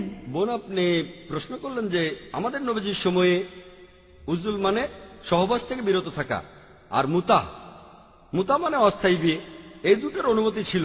এ ব্যাপারে বিস্তারিত জানতে চাইলেন। একটা হাদিস আছে যে নবীজির কাছে এক লোক এসে বলল সে এই উজুল পালন করছে, অর্থাৎ সে তার স্ত্রীর সাথে সহবাস থেকে বিরত রয়েছে। নবীজি চুপ করে থাকলেন। এর উপর ভিত্তি করে দুইটি মতবাদ, নবীজি চুপ করে থেকে সম্মতি দিয়েছিলেন, আরেকটা দল বলছে নবীজি শুনে খুশি হননি। এই সম্পর্কে মতবাদ এই দুটো, তাই এটার অনুমতি আছে না নেই সেটা বিতর্কের ব্যাপার। তবে ফ্যামিলি প্ল্যানিং এর কথা যদি বলেন, আমার ভিডিও ক্যাসেট দেখতে পারেন, কোরআন এন্ড মডার্ন সায়েন্স সামঞ্জস্যপূর্ণ না পরস্পর বিরোধী। এই হাদিসের উদ্ধৃতি দিয়ে অনেকে বলে অনুমতি আছে, অনেকে বলে না করলেই ভালো, তবে কেউই বলে না এটা হারাম। উজুলকে কোথাও হারাম বলা হয়নি, কোথাও না। আপনার দ্বিতীয় প্রশ্নে আসি, আমাদের নবীজির সময়ে মুতাবিয়ের অনুমতি ছিল? হ্যাঁ, নবুয়ত পাওয়ার প্রথম দিকে, মুহাম্মদ সাল্লাল্লাহু আলাইহি ওয়াসাল্লাম নবুয়ত পাওয়ার প্রথম দিকে মদও নিষিদ্ধ ছিল না। নবুয়তের প্রথম দিকে নবীজি মদও বারণ করেননি। যদি আমাকে বলেন যে একবার কিছু সাহাবা নবীজির সামনে মদ খেয়েছিলেন, নবীজি কিছু বলেননি, এটা হতে পারে। এটা হয়েছে নবুয়তের প্রথম দিকে। পরবর্তীতে কোরআনের আয়াতে মদকে নিষিদ্ধ করা হলো। তারপরে যখনই কেউ নবীজির সামনে মদ খেয়েছে, নবীজি তখনই তাকে বারণ করেছেন। যখনই নবীজি ভুল কিছু দেখেছেন, অবশ্যই বারণ করেছেন, সেটা হারাম। সেভাবে দেখবেন যে মুতা আরব দেশে তখন এই রীতি ছিল, আরব দেশে এটা কমন ছিল। প্রথমে ব্যভিচার নিষিদ্ধ হলো, ধাপে ধাপে এসেছে যে কোনটা নিষিদ্ধ। আর 7ম হিজরিতে তাবুকের যুদ্ধের সময় আর নবীজি মুহাম্মদ সাল্লাল্লাহু আলাইহি ওয়াসাল্লাম এর কয়েক বছর পরেই মারা যান। তিনি এটাকে নিষিদ্ধ করেছিলেন। যখন নিষিদ্ধ করেছিলেন, সেখানে যে সাহাবাগণ ছিলেন তারা ভালোভাবে জানতেন। তাদের মধ্যে ছিলেন হযরত ওমর রাদিয়াল্লাহু আনহু। মুহাম্মদ সাল্লাল্লাহু আলাইহি ওয়াসাল্লাম নবুয়ত পাওয়ার প্রথম দিকে মদও নিষিদ্ধ ছিল না। নবুয়তের প্রথম দিকে নবীজি মদও বারণ করেননি। যদি আমাকে বলেন যে একবার কিছু সাহাবা নবীজির সামনে মদ খেয়েছিলেন, নবীজি কিছু বলেননি, এটা হতে পারে। এটা হয়েছে নবুয়তের প্রথম দিকে। পরবর্তীতে কোরআনের আয়াতে মদকে নিষিদ্ধ করা হলো। তারপরে যখনই কেউ নবীজির সামনে মদ খেয়েছে, নবীজি তখনই তাকে বারণ করেছেন। যখনই নবীজি ভুল কিছু দেখেছেন, অবশ্যই বারণ করেছেন, সেটা হারাম। সেভাবে দেখবেন যে মুতা আরব দেশে তখন এই রীতি ছিল, আরব দেশে এটা কমন ছিল। প্রথমে ব্যভিচার নিষিদ্ধ হলো, ধাপে ধাপে এসেছে যে কোনটা নিষিদ্ধ। আর 7ম হিজরিতে তাবুকের যুদ্ধের সময় আর নবীজি মুহাম্মদ সাল্লাল্লাহু আলাইহি ওয়াসাল্লাম এর কয়েক বছর পরেই মারা যান। তিনি এটাকে নিষিদ্ধ করেছিলেন। যখন নিষিদ্ধ করেছিলেন, সেখানে যে সাহাবাগণ ছিলেন তারা ভালোভাবে জানতেন। তাদের মধ্যে ছিলেন হযরত ওমর রাদিয়াল্লাহু আনহু। আর সেজন্যই পরবর্তীতে তারা যখন ফিরে আসলেন, নবীজিও তখন মারা গেছেন। মানুষজন এটা জানতো না, তবে কিছু সাহাবা এ ব্যাপারে জানতেন। ওমর রাদিয়াল্লাহু আনহু এটা জানতেন। তিনি কঠিনভাবে আইনটা প্রতিষ্ঠা করলেন। এটা ভুল। কিছু মানুষ ভাবলো যে আসলে হযরত ওমর রাদিয়াল্লাহু আনহু তিনি তার নিজের আইনটা তৈরি করেছেন না, নিষিদ্ধ করেছেন নবীজি মোহাম্মদ সাল্লাল্লাহু আলাইহি সাল্লাম। তবে তিনি তাবুকের যুদ্ধে যাওয়ার আগে নিষিদ্ধ করেছিলেন। সব সাহাবী সেখানে ছিলেন না, মাত্র কয়েকজন ছিলেন। তাদের মধ্যে ছিলেন ওমর রাদিয়াল্লাহু আনহু। নবীজি মারা যাওয়ার পরে যেহেতু জানতেন এটা নিষিদ্ধ, তাই কঠোরভাবে নিষিদ্ধ করেন। আর আমাদের নবীজির সময়ে মুতা মানে অস্থায়ী বিয়ে, তার মানে বিয়ে করলেন কোন মহিলাকে একটা নির্দিষ্ট সময়ের জন্য, হয়তো এক রাত বা এক সপ্তাহ বা এক মাস, এটা ইসলামে হারাম। ইসলামে পরিষ্কারভাবে বলা হয়েছে নিকা পবিত্র বন্ধন। বিয়ে করে আপনি ভাববেন যে স্ত্রীর সঙ্গে থাকবেন সারা জীবন। যদি কখনো সমস্যা হয় তাহলে বিয়েটা ভাঙতে পারেন, তালাক বা বিবাহ বিচ্ছেদের মতো ব্যাপার হতে পারে। মুতার ক্ষেত্রে এমনটা না, আপনি বিয়ে করেছেন একটা নির্দিষ্ট সময়ের জন্য, এটা হারাম ইসলামে। এটা আসলে পতিতাবৃত্তিকে স্বীকৃতি দেয়া। ইসলাম ধর্মে পতিতাবৃত্তির কোনো স্থান নেই, এটা হারাম। বিয়ে করে কোনো সমস্যা হলে হতে পারে 10 বছর, 10 মাস বা 1 মাস বা 1 সপ্তাহ পরে তালাক হতে পারে। কোরআনে অনুমতি আছে, তালাক দেওয়ার অনুমতি আছে। তবে আগে থেকেই জানছেন যে আমি এখানে থাকবো এতদিন বা এত সপ্তাহ, ইসলামে এটা হারাম, এর কোনো অনুমতি নেই। আশা করি উত্তরটা পেয়েছেন। কোনো ভাই প্রশ্ন করবেন? হিন্দুস্তান টাইমসে 3 দিন আগে একটা খবর এসেছিল, সেখানে বর্ণপ্রথা আর জাতিভেদের পক্ষে বলা হয়েছিল। আর কারণটা বলা হয়েছিল যে কেন বিভিন্ন মানুষ পিছিয়ে আছে। আর মনুস্মৃতি থেকে কিছু উদ্ধৃতি দেওয়া হয়েছিল যে ব্রাহ্মণরা এসেছে মাথা বা মুখ থেকে, আর নিচু জাতের মানুষেরা এসেছে পা থেকে। আমি আসলে জানতে চাচ্ছি যে এই মনুস্মৃতির অবস্থান হিন্দু ধর্মগ্রন্থের মধ্যে, এর অবস্থানটা কোথায়? আর এই কথা কি অন্য হিন্দু ধর্মগ্রন্থে আছে, যেমন ঋগ্বেদ অথবা এমন উঁচু স্তরের কোনো গ্রন্থ? ভাই, আপনি প্রশ্ন করলেন যে আপনি কিছুদিন আগে হিন্দুস্তান টাইমসে পড়েছেন, সেখানে বলা হয়েছে মানুষের মধ্যে জাতিভেদের কারণটা কি। মনুস্মৃতির কথা যে ঈশ্বরের মাথা থেকে, স্রষ্টার মাথা থেকে সৃষ্টি হয়েছে ব্রাহ্মণরা, আর ক্ষত্রিয়রা এসেছে বুক থেকে, বৈশ্যরা এসেছে স্রষ্টার পাকস্থলী থেকে আর উরু থেকে, আর শূদ্ররা এসেছে স্রষ্টার পায়ের তলার ময়লা থেকে। ভাই প্রশ্ন করলেন হিন্দু ধর্মগ্রন্থের ভেতরে মনুস্মৃতির অবস্থান কোথায়, আর অন্য গ্রন্থে এই কথাটা আছে কিনা। মনুস্মৃতি, হিন্দুদের ধর্মগ্রন্থ দুই প্রকার, শ্রুতি আর স্মৃতি। শ্রুতিগুলোকে বলা হয় মহান ঈশ্বরের বাণী, এখানে দেখবেন বেদ আর উপনিষদ। স্মৃতি হলো যেগুলো মানুষ লিখেছেন, এখানে আপনারা পাবেন মহাভারত, রামায়ণ, অন্যান্য পুরাণা, এখানে মনুস্মৃতিও পাবেন। তারা এটাকে বলে ধর্মশাস্ত্র। এখানে আছে যে কোনো একজন মানুষের এককভাবে জীবনযাপন কিভাবে করা উচিত, সামাজিকভাবে কিভাবে চলা উচিত। তবে শ্রুতির তুলনায় এগুলোর গুরুত্ব কিছুটা কম। আর ধর্মশাস্ত্রগুলোর মধ্যে মনুস্মৃতিকে ধরা হয় নিচু সারির শাস্ত্র। এখন এই কথাগুলো যে মহান স্রষ্টার মাথা বা মুখ থেকে সৃষ্টি হয়েছে ব্রাহ্মণ আর পা থেকে শূদ্ররা, এটাকে অন্য কোথাও আছে? হ্যাঁ, অন্য হিন্দু ধর্মগ্রন্থ আছে, বেদেও আছে। এই কথাটা বেদেও আছে, যেটা সর্বোচ্চ ধর্মগ্রন্থ। বেদে আছে, ঠিক না ভুল সেটা পরের কথা। তবে কথাটা বেদে বলা আছে যে মহান স্রষ্টার মুখ থেকে সৃষ্টি হয়েছে ব্রাহ্মণ আর পা থেকে সৃষ্টি হয়েছে শূদ্র। এই বর্ণপ্রথা, এটা অন্যান্য ধর্মগ্রন্থ আছে, সর্বোচ্চ ধর্মগ্রন্থেও, সেটা হচ্ছে বেদ। অনেক সংস্কারপন্থী আমার লেকচার শুনবেন, similarities between Islam and Hinduism, তারা এই প্রথাটাকে মানে না, যে বর্ণপ্রথা থাকা উচিত না। বিস্তারিত জানতে আমার ভিডিও ক্যাসেট দেখেন, similarities between Islam and Hinduism. আশা করি উত্তরটা পেয়েছেন। কোন বোন কি প্রশ্ন করবেন? আসসালামু আলাইকুম। ওয়ালাইকুম আসসালাম রহমতুল্লাহ। ভাই, আপনি হিন্দুদের এই দ্বিমুখী নীতিটা সম্পর্কে কিছু বলবেন?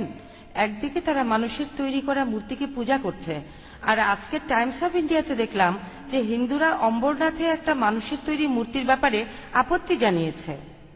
বোন, আপনি প্রশ্ন করলেন যে হিন্দুদের এই দ্বিমুখী নীতি সম্পর্কে কি বলবো। তারা মূর্তি পূজা করে, মূর্তিকে দেবতা বলে, আবার মানুষের বানানো মূর্তির ব্যাপারে প্রতিবাদ করে। টাইমস অফ ইন্ডিয়ায় এসেছে, আমি শুধু করেছি খবরটার হেডিং যে হিন্দুরা মানুষের তৈরি একটা মূর্তির ব্যাপারে আপত্তি করেছে। বিস্তারিত খবরটা আমি পড়িনি।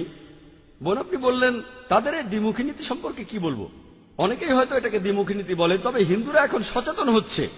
দ্বিমুখী নীতি না, একটাই নীতি, বেদের নীতি। বেদ সবসময় মূর্তি পূজার বিরুদ্ধে, ভগবদ গীতা মূর্তি পূজার বিরুদ্ধে, উপনিষদ মূর্তি পূজার বিরুদ্ধে, কথা পরিষ্কারভাবে বলা হয়েছে। আর হিন্দু ধর্মের বিশেষজ্ঞরাও এটা জানেন। তবে বেশিরভাগ ধর্মের বিশেষজ্ঞরাই চায় না যে অনুসারীরা তাদের ধর্মগ্রন্থগুলো পড়ুক, এতে লাভটা তাদেরই। এই ব্যাপারে বিস্তারিত বলেছি আমার lecture similarities between Hinduism and ইসলামে। তাহলে হিন্দু ধর্মে দেখবেন ধর্মগ্রন্থগুলো সামগ্রিকভাবে মূর্তি পূজার বিরুদ্ধে। এখন হিন্দুরা এটা বুঝতে পারছেন, তারা যুক্তি ব্যবহার করছেন যে এটা কি হচ্ছে, আমরা যার পূজা করছি সেটা মানুষের বানানো, তার পূজা করব কেন? এভাবে হিন্দুরা আগের চাইতে সচেতন হচ্ছে, আমরা উৎসাহ দেব। এখানে মানুষের বানানো মূর্তির ব্যাপারে আপত্তি করছেন আর মানুষেরই বানানো মূর্তির পূজা করছেন। সেটা কেন করছেন? তারা তাদের ধর্মগ্রন্থের কাছাকাছি আসছে, এজন্য তাদের অভিনন্দন, তাদের সমর্থন জানাই যে তারা ধর্মগ্রন্থের সত্যের কাছাকাছি এসেছে, যেটা খুবই গুরুত্বপূর্ণ। আর আমার লেকচারের ক্যাসেট দেখেন সিমিলারিটিজ বিটুইন হিন্দুইজম এন্ড ইসলাম, সেখানে সাদৃশ্য নিয়ে কথা বলেছি। আমি এখানে আপনাদের বলি মুসলিম আর হিন্দুদের ধর্মগ্রন্থে যেটা এক, আসুন আমরা অন্ততপক্ষে সেটা মানি, আলাদাটা নিয়ে আলোচনা করব আরেকদিন।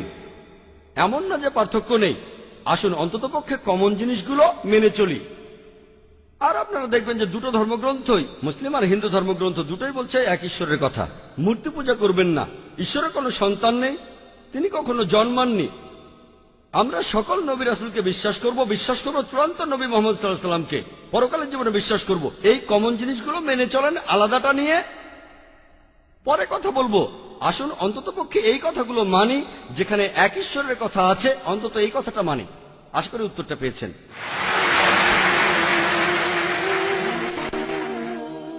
বর্তমানে রাজনৈতিক দলগুলো মুসলিমদের জন্য সংরক্ষিত আসন রাখছে। এখন মুসলিমদের জন্য এমন প্রকারভেদ আমরা কি মানব? কারণ মুসলিমদের মধ্যে জাতিভেদ নেই। এখন দেখি যে কিছু মুসলিমকে বলা হচ্ছে যে তারা নাকি নিচু জাতের মুসলিম। ভাই প্রশ্ন করলেন যে কিছু রাজনৈতিক দল মুসলিমদের জন্য সংরক্ষিত আসন রাখছে আর মুসলিমদের কিছু পদবীকে গুরুত্ব দিচ্ছে, আমরা এগুলোকে মানব কিনা? ইসলামে কোনো বর্ণপ্রথা নেই। কেউ যদি বলে আমি মুসলিমদের মধ্যে নিচু জাতের, সেটা ভুল। যদি বলেন কিছু মুসলিমকে সুবিধা দেওয়া হচ্ছে কারণ তাদের হয়তো আর্থিক অবস্থা খুব খারাপ, সমস্যা নেই, এটা আসলে বর্ণভেদ না, অর্থনীতি। তাই যদি সংরক্ষণ করা হয় বর্ণভেদ বিচার না করে, জাতপাত, ইসলাম ধর্মে কোনো জাতপাত বা বর্ণপ্রথা নেই। তবে কেউ যদি বলে কিছু মুসলিম যেহেতু তারা গরিব তাদের সাহায্য করেন, কোনো সমস্যা নেই, গরিব মুসলিমকে জাকাত দিতে পারেন। কোন মুসলিমকে যদি সাহায্য করতে চান যেহেতু সে গরিব, আর্থিকভাবে দরিদ্র, এই দরিদ্র লোকদের জন্য করা যেতে পারে। হিন্দুদের মধ্যে যেমন বর্ণপ্রথা, ইসলামে তেমনটা নেই। কিন্তু তারা যদি আর্থিকভাবে দরিদ্র হয়, তারা যদি গরিব হয়ে থাকে তাহলে করেন, সমস্যা নেই। কিন্তু বর্ণপ্রথা ইসলামে এটা নেই। আশা করি উত্তরটা পেয়েছেন। কোন বোন কি প্রশ্ন করবেন? আসসালামু আলাইকুম। ওয়ালাইকুম আসসালাম রহমতুল্লাহ। কিছুদিন আগে খবরের কাগজে এইডস সম্পর্কে পড়লাম। 20 বছর আগে এই রোগের আবির্ভাব, আর ইন্ডিয়া হলো এইডস আক্রান্ত রোগীদের দিক থেকে দ্বিতীয় বৃহত্তম। এটা কি নতুন কোনো অসুখ? এর ইতিহাসটা কি? এই রোগের কি কোনো প্রতিকার নেই? আর এ ব্যাপারে স্কুলে কি নৈতিক শিক্ষা দেয়া যায় না? এই যেমন ধরুন সেকেন্ডারি লেভেল থেকে। বোন আপনি প্রশ্ন করলেন যে বর্তমানে এইডস রোগ, মানুষ বলে এটা একটা নতুন অসুখ, এর ইতিহাসটা কি? এটা কি নতুন না পুরনো? কিভাবে আসলো? আর এই রোগ প্রতিরোধের জন্য নৈতিক শিক্ষা দেয়া যায় কি না, যেমন সেকেন্ডারি স্কুল থেকেই। আমি আপনাকে এইডস এর ব্যাপারে বলি, ইতিহাসে এটা খুবই নতুন। বছরের কথা বললে এই রোগটা এসেছে কয়েক দশক আগে, মানে অসুখটা বেশ নতুন, এটা একটা নতুন রোগ। আর এর কারণ হিসেবে অনেক কিছুই বলা হয়েছে। আগে মানুষ ভাবতো এটার কারণ সমকামিতা, এরপর তারা বলল স্বাভাবিক সহবাসও হতে পারে, আরো অনেক, তারপর বলল রক্ত নিতে গেলে এইডস হতে পারে। এখন পর্যন্ত আমরা এই রোগের প্রতিকার জানি না। কারণগুলো আমরা জানতে পেরেছি, প্রধানত অবাধ যৌনাচার, অনেক যৌন সঙ্গী বদল করা, এটা হলো একটা কারণ। এই সমস্ত কারণগুলোর মধ্যে অ্যালকোহল আর একটা কারণ, মাদক সেবীরা এক সিরিঞ্জ ব্যবহার করে, সেটাও একটা কারণ। অনেক কারণ আছে, এমন অনেক কারণে আছে, তবে প্রধান কারণটা যৌনাচার। আর এই কারণেই আপনি বললেন যে ইন্ডিয়া হলো পৃথিবীতে এইডস আক্রান্ত রোগীদের দিক থেকে দ্বিতীয় বৃহত্তম, এই কথাটা ঠিক। কয়েক বছরের মধ্যে ইন্ডিয়া 1 নম্বর হয়ে যাবে।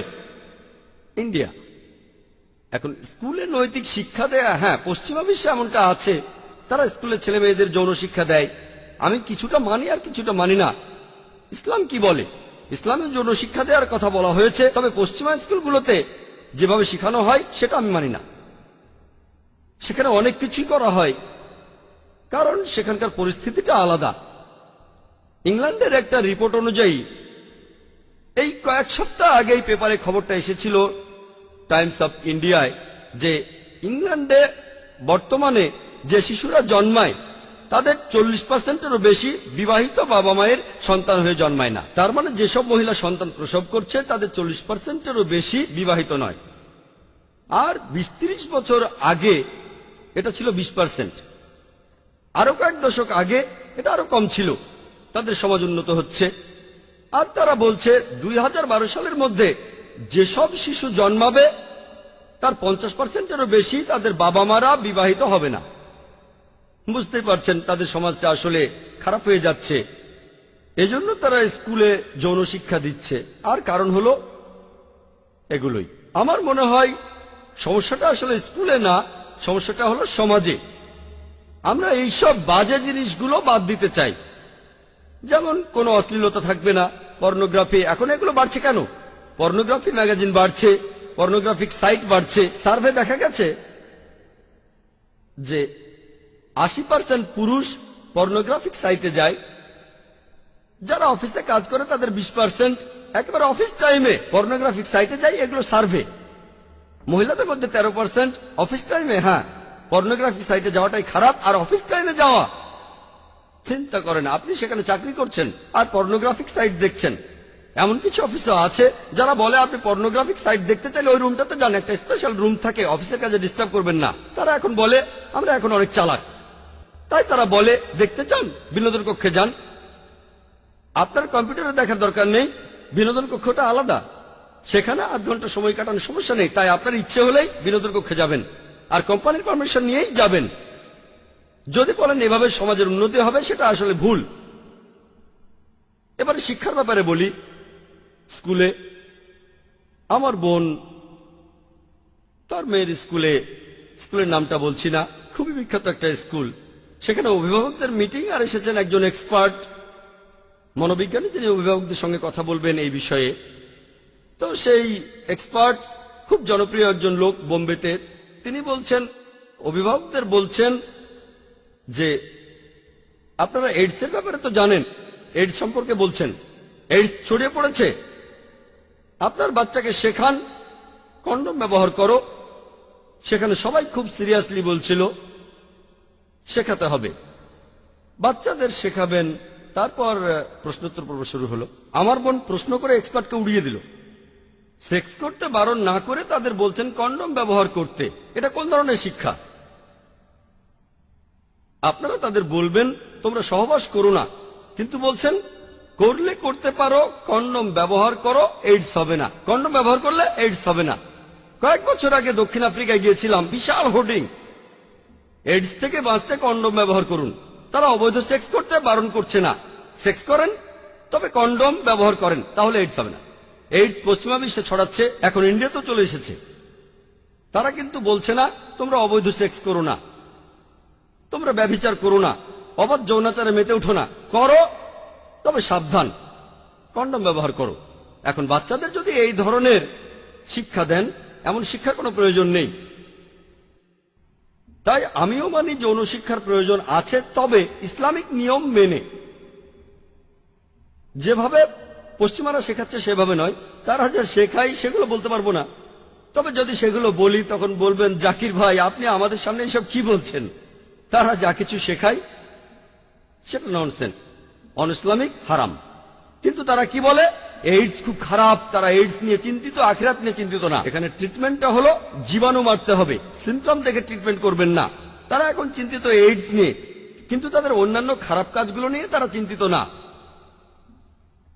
তাহলে দেখতে পাচ্ছেন যে তাদের সমাজ আসলে পেছন দিকে যাচ্ছে, তারা ভুল জিনিসের পথে এগিয়ে যাচ্ছে। এগুলো কেন বাড়ছে? কারণ তারা বাক স্বাধীনতার কথা বলে, ব্যক্তি স্বাধীনতার কথা বলে, পর্নোগ্রাফিকে অনুমোদন দেয়। পতিতাবৃত্তির অনুমোদন দেয়। তারপর দেখবেন ফুটবল বিশ্বকাপের সময় জার্মানিতে, সে সময় সেখানে হাজার হাজার পতিতা হাজির হয়েছিল। খবর এসেছিল ওয়েটিং কিউ গড়ে 2 ঘন্টা মানুষ বিশ্বকাপ দেখতে এসেছে। খেলা দেখার পরে মজা করতে চায়। জার্মানিতে পতিতাবৃত্তি বৈধ, লিগাল, বৈধ, তাই লুকানোর প্রয়োজন নেই। অনেক ডিমান্ড, 2 ঘন্টা টাকা দেওয়ার পরও, অ্যাপয়েন্টমেন্ট নেওয়ার পরও 2 ঘন্টা লাইনে। এগুলো আসলে কি হচ্ছে? মডার্ন। যৌন শিক্ষার অবশ্যই প্রয়োজন আছে। এখানে একটা ব্যাপারে আমাদের খেয়াল রাখতে হবে। দেখবেন যে এমন কে আছেন যে ইসলামিক নিয়মে এই শিক্ষাটা দিতে পারবেন। কোথায় বর্তমান বিশ্বের সব সমস্যার সমাধান পাবেন, সেটাই হলো বড় কথা, এটাই বড় চ্যালেঞ্জ। আমাদের স্কুলেও এমন শিক্ষা দেওয়ার চিন্তা ভাবনা করছি, তবে কে এই শিক্ষাটা দেবেন সেটাই গুরুত্বপূর্ণ। তাকে বিশেষজ্ঞ হতে হবে ইসলামের উপর, মেডিকেল সায়েন্সের উপর। বাচ্চাদের সাথে তাদের লেভেলে গিয়ে কথা বলতে হবে, তাদের সাথে কোনো অশ্লীল কথা বলা যাবে না। কোরআনে এমন কথা আছে, আল্লাহ তাআলা বলেছেন পবিত্র কোরআনে, আরবি শব্দগুলো সেগুলো ব্যাখ্যা করে বলবেন, তাদেরকে আপনি শেখাতে পারেন ভদ্রভাবে, অশ্লীলভাবে না। তাই এই কথাগুলো বলবেন আল্লাহ সুবহানাহু ওয়া তাআলা যেভাবে পবিত্র কোরআনে বলেছেন। অন্য বইয়ের সঙ্গে তুলনা করুন, তারপর পার্থক্যটা দেখুন। কোরআনে যেভাবে আছে আপনার মনে কোনো খারাপ চিন্তা আসবে না।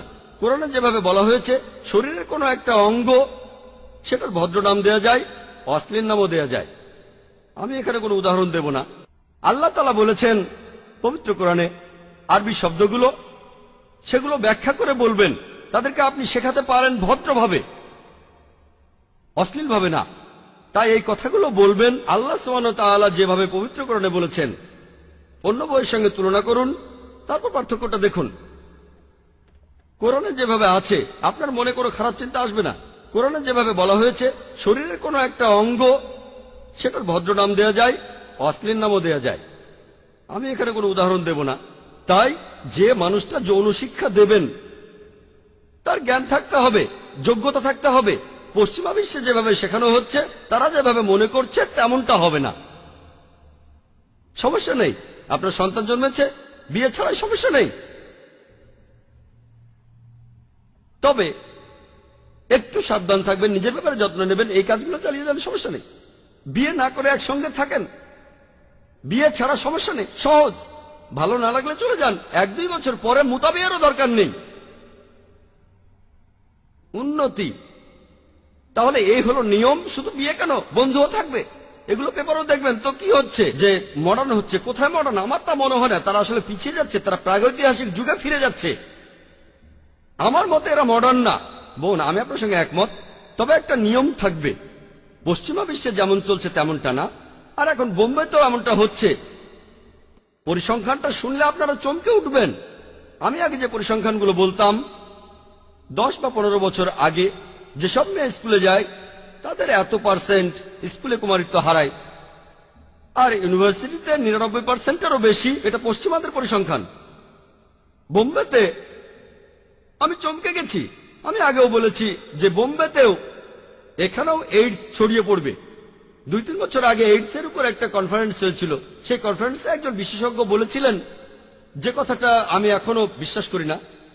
তিনি বলেছিলেন, যেসব মেয়েরা স্কুলে যায়, স্কুল পাশ করার আগে 70% তাদের কুমারিত্ব হারায়।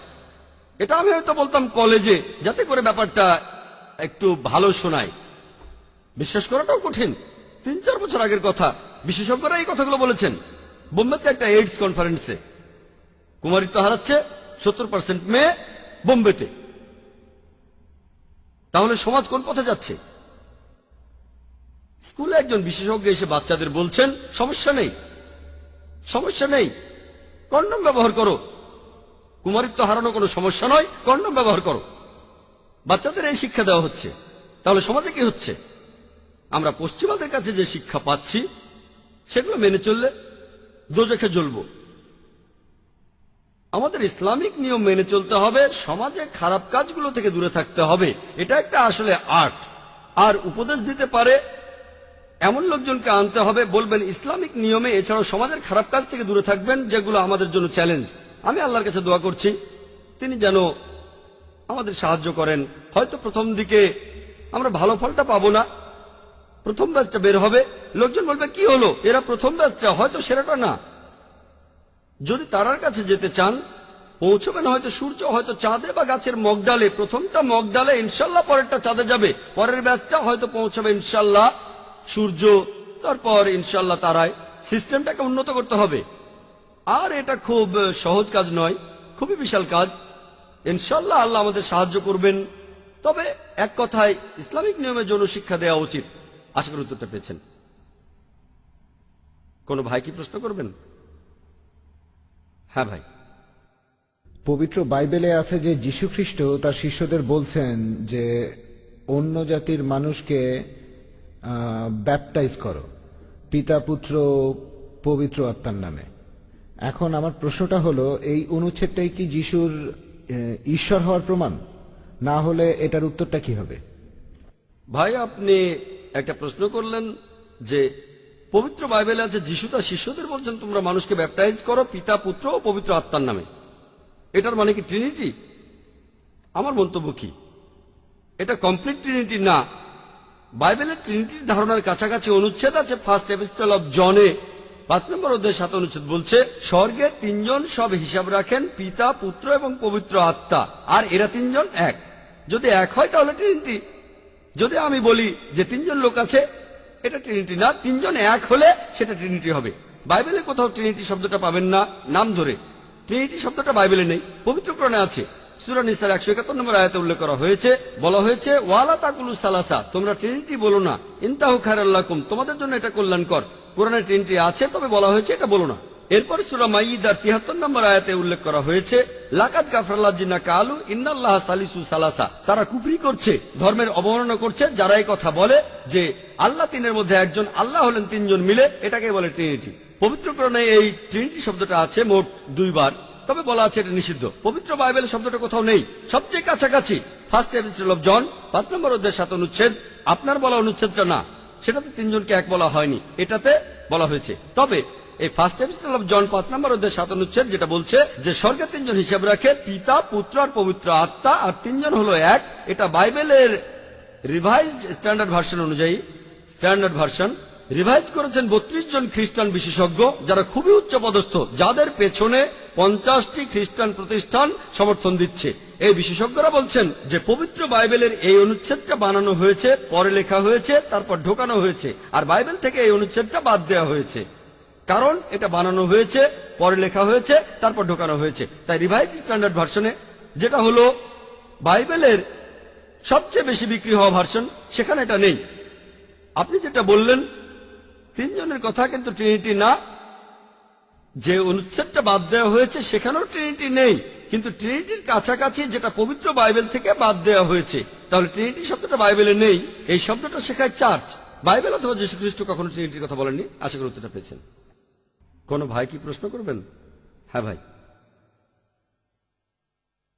চিকিৎসা করার অনেকগুলো পদ্ধতি আছে, আর তার একটা হলো হোমিওপ্যাথি চিকিৎসা। আমরা জানি যে এই ওষুধে আছে অ্যালকোহল। অনেকে বলে যে 90% হোমিওপ্যাথি ওষুধের মধ্যেই অ্যালকোহল থাকে। এ ব্যাপারে কি বিস্তারিত বলবেন? কারণ কিছু অসুখ বিসুখ আছে যেগুলো শুধুমাত্র হোমিওপ্যাথিক ওষুধেই সারে, যেমন অস্টার আর্থ্রাইটিস ইত্যাদি। ভাই প্রশ্ন করলেন যে হোমিওপ্যাথি চিকিৎসায় বেশিরভাগ ঔষধে অ্যালকোহল থাকে, অনেকে বলে 90%, আর বললেন কিছু রোগ যেমন অস্টার আর্থ্রাইটিস একমাত্র চিকিৎসা হোমিওপ্যাথি, যেটার সঙ্গে আমি একমত নই, তবে এতে কোনো সমস্যা নেই। এখন হোমিওপ্যাথি ওষুধ খেতে পারবো কি না, সাধারণ নিয়ম হিসেবে অ্যালকোহল নিষিদ্ধ। যদি এটাই একমাত্র ঔষধ যেটা আপনার জীবন বাঁচাবে, জীবন বিপন্ন হলে অনুমতি আছে। আপনি জিজ্ঞাসা করলে বলবো হ্যাঁ, বেশিরভাগ হোমিওপ্যাথিক ওষুধে অ্যালকোহল থাকে, তাই যদি বাদ দিতে পারেন তাহলে বলবো বাদ দেন, অন্য কোনোভাবে চিকিৎসা করেন যেটাতে কোনো অ্যালকোহল নেই। হোমিওপ্যাথি বেশিরভাগ ওষুধে আছে, তাই সাধারণ নিয়মে চিকিৎসাটা নেব না, এটাই সাধারণ নিয়ম। অনেকেই হয়তো অ্যালোপ্যাথির চাইতে হোমিওপ্যাথিতে উপকার পাবেন। বলছি না হোমিওপ্যাথি সেরা, তবে অনেকে হয়তো হোমিওপ্যাথিতে ভালো ফল পেতে পারেন। কেউ সব নিয়মে চিকিৎসা করে তারপর হোমিওপ্যাথিতে আসলো, আর শেষ উপায় হিসেবে এই চিকিৎসা নেই, কোনো সমস্যা নেই। তবে আপনি বললেন কিছু রোগ হোমিওপ্যাথি ছাড়া সারে না, আমি একমত নই। কিছু মানুষ হোমিওপ্যাথিতে উপকার পেয়েছে, পাননি সেটা বলছি না। হোমিওপ্যাথিতে অনেক মানুষ উপকার পেয়েছেন, তবে অন্য পদ্ধতিতেও পাবেন। আর লোকজন বলে এই ডাক্তার সেরা, এই ট্রিটমেন্ট সেরা, তাহলে এমনিতে আপনি অ্যালকোহল মেশানো ওষুধ খাবেন না। তবে যদি হোমিওপ্যাথি একমাত্র চিকিৎসা হয়, একমাত্র ট্রিটমেন্ট, অন্য পদ্ধতিতে যদি ট্রিটমেন্ট থাকে যেটাতে অ্যালকোহল নেই, আগে সেটা দেখেন। হোমিওপ্যাথি হলো শেষ ভরসা, প্রথমে যাবেন না। অন্য চিকিৎসায় কাজ না হলে তারপর হোমিওপ্যাথি চিকিৎসা নিয়ে দেখতে পারেন, সমস্যা নেই। আশা করি উত্তরটা পেয়েছেন।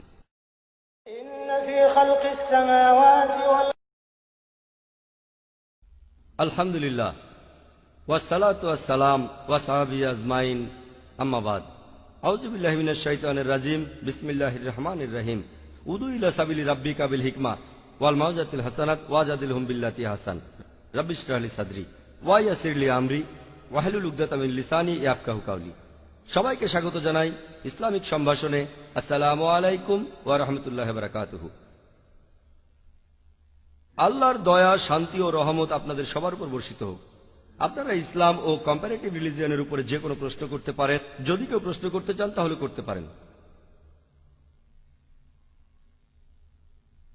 আসসালামু আলাইকুম। ওয়ালাইকুম আসসালাম ওয়া রাহমাতুল্লাহি ওয়া বারাকাতুহু। আমি কিছুদিন আগে ওমরা করতে গিয়েছিলাম, আর সেখানে কিছু জিনিস দেখেছি। আপনি কি এ ব্যাপারে কিছু বলবেন?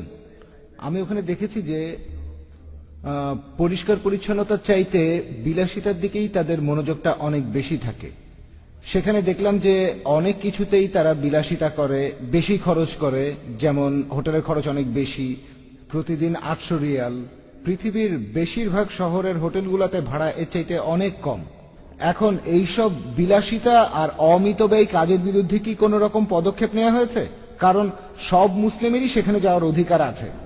আর এ ব্যাপারটা যদি কর্তৃপক্ষকে বোঝানো যেত তাহলে অনেক মানুষেরই খুব উপকার হতো। এই ব্যাপারটা নিয়ে কি কখনো কোনো রকম আলোচনা হয়েছে?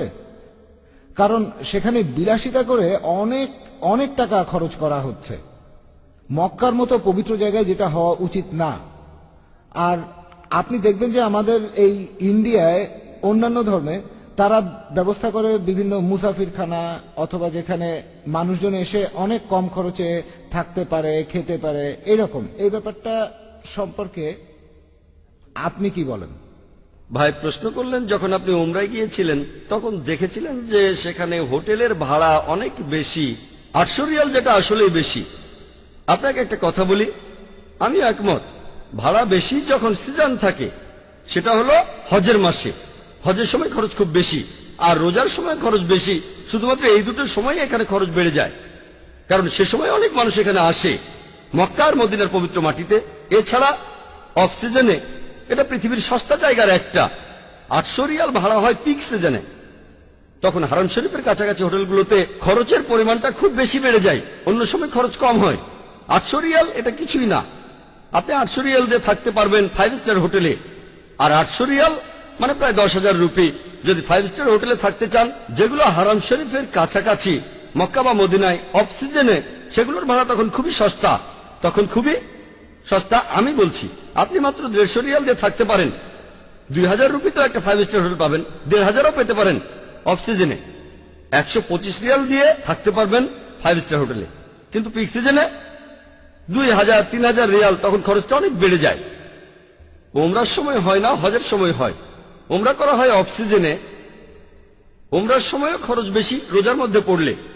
সে সময় শেষ 10 দিনে এখানে খরচ হজের সময় চাইতেও বেড়ে যায়, কিন্তু অন্য সময় ওমরায় গেলে খরচ খুবই কম। অফ সিজনে একজন গরিব লোকও কোনো 5 স্টার হোটেলে থাকতে পারবেন যদি ওমরা করতে চান। এবারে বলি হজের সময় খরচটা কেন বেড়ে যায়। আপনারা হয়তো খেয়াল করেননি, তবে আমি বলি হজের জন্য সৌদি সরকার অনেক সুযোগ সুবিধা দিয়েছে। আমি বলছি সৌদি সরকারের কারণে গরিব লোকের পক্ষে এখন হজ করা সম্ভব। সৌদি সরকার যে সুযোগ সুবিধা দেয়, যদি হারমাইনগুলো দেখেন, দুটো হারমাইনে যে সুযোগ সুবিধা আছে, সেখানে টয়লেটের ব্যবস্থা, চিন্তা করেন প্রায় 20 লাখ মানুষ হজ করতে আসে বা রোজায়, সেখানে টয়লেটের যে ব্যবস্থা, তারা টয়লেটেও মার্বেল পাথর বসিয়েছে। অনেক লোকের বাড়িতেই হয়তো মার্বেল পাথর নেই, কিন্তু তারা টয়লেটে মার্বেল পাথর বসিয়েছে, সেখানে এসকেলেটর আছে, তাদের চার্জও খুবই কম। এরপর আপনি দেখেন প্লেনের ভাড়াটা কেমন। 1 নম্বর, সরকার প্লেন ভাড়ার উপর ভর্তুকি দেয়। যেহেতু সৌদি সরকার ভাড়া কমাচ্ছে, সৌদি এয়ারলাইন্সের ভাড়া কম, তখন অন্যান্য এয়ারলাইন্সও ভাড়া কমাতে বাধ্য হয়। অমুসলিম এয়ারলাইন্সও তখন ভাড়া কমায়। কেন? কারণ সৌদি আরব ভাড়া কমিয়েছে। সৌদি আরব বলছে যদি আপনারা উমরা বা হজ করতে আসেন আমরা 25% ডিসকাউন্ট দেব, মাঝে মধ্যে 40% ডিসকাউন্ট দেয়। যেহেতু সৌদি এয়ারলাইন এটা করছে, অন্যান্যরাও ভাড়া কমাতে বাধ্য হয়। তারা মুসলিমদের জন্য করছে না, কিন্তু এমনটা না করলে তারা ব্যবসা হারাবে, তাই তারা তখন ভাড়া কমিয়ে দেয়। অনেক প্লেন যায়, এখানে আসলে তারা ব্যবসা করছে। অন্য কোনো সময় সৌদি আরবে গেলে 29,000 রুপি খরচ হবে, বোম্বে থেকে রিটার্ন টিকিট সহ। ওমরা আর হজের সময় এটা 21,000। ভর্তুকি খরচ কম। তাহলে দেখছেন 1 নম্বর পয়েন্ট প্লেন ভাড়া কমানো হয়। 2 নম্বর পয়েন্ট সরকার যে সুযোগ সুবিধা দেয়, ওমরার সময় যে ট্যাক্স নেয় সেটা খুবই সামান্য, এখানেও ভর্তুকি। এবারে খাবারের কথা যদি বলেন, খাওয়া খুবই সস্তা, সেখানে অনেক ধরনের খাবার পাবেন, মাশাআল্লাহ খুব সস্তা। পাকিস্তানি খাবার, এই খাবার, ওই খাবার, ফাস্ট ফুড সবকিছু। এখন থাকা, আপনি যে হোটেলের কথা বলছেন সেগুলো হারাম শরীফের কাছাকাছি, হারমাইন। এখন হয়তো আপনার বাজেটে কুলাচ্ছে না, এমন হোটেল নেন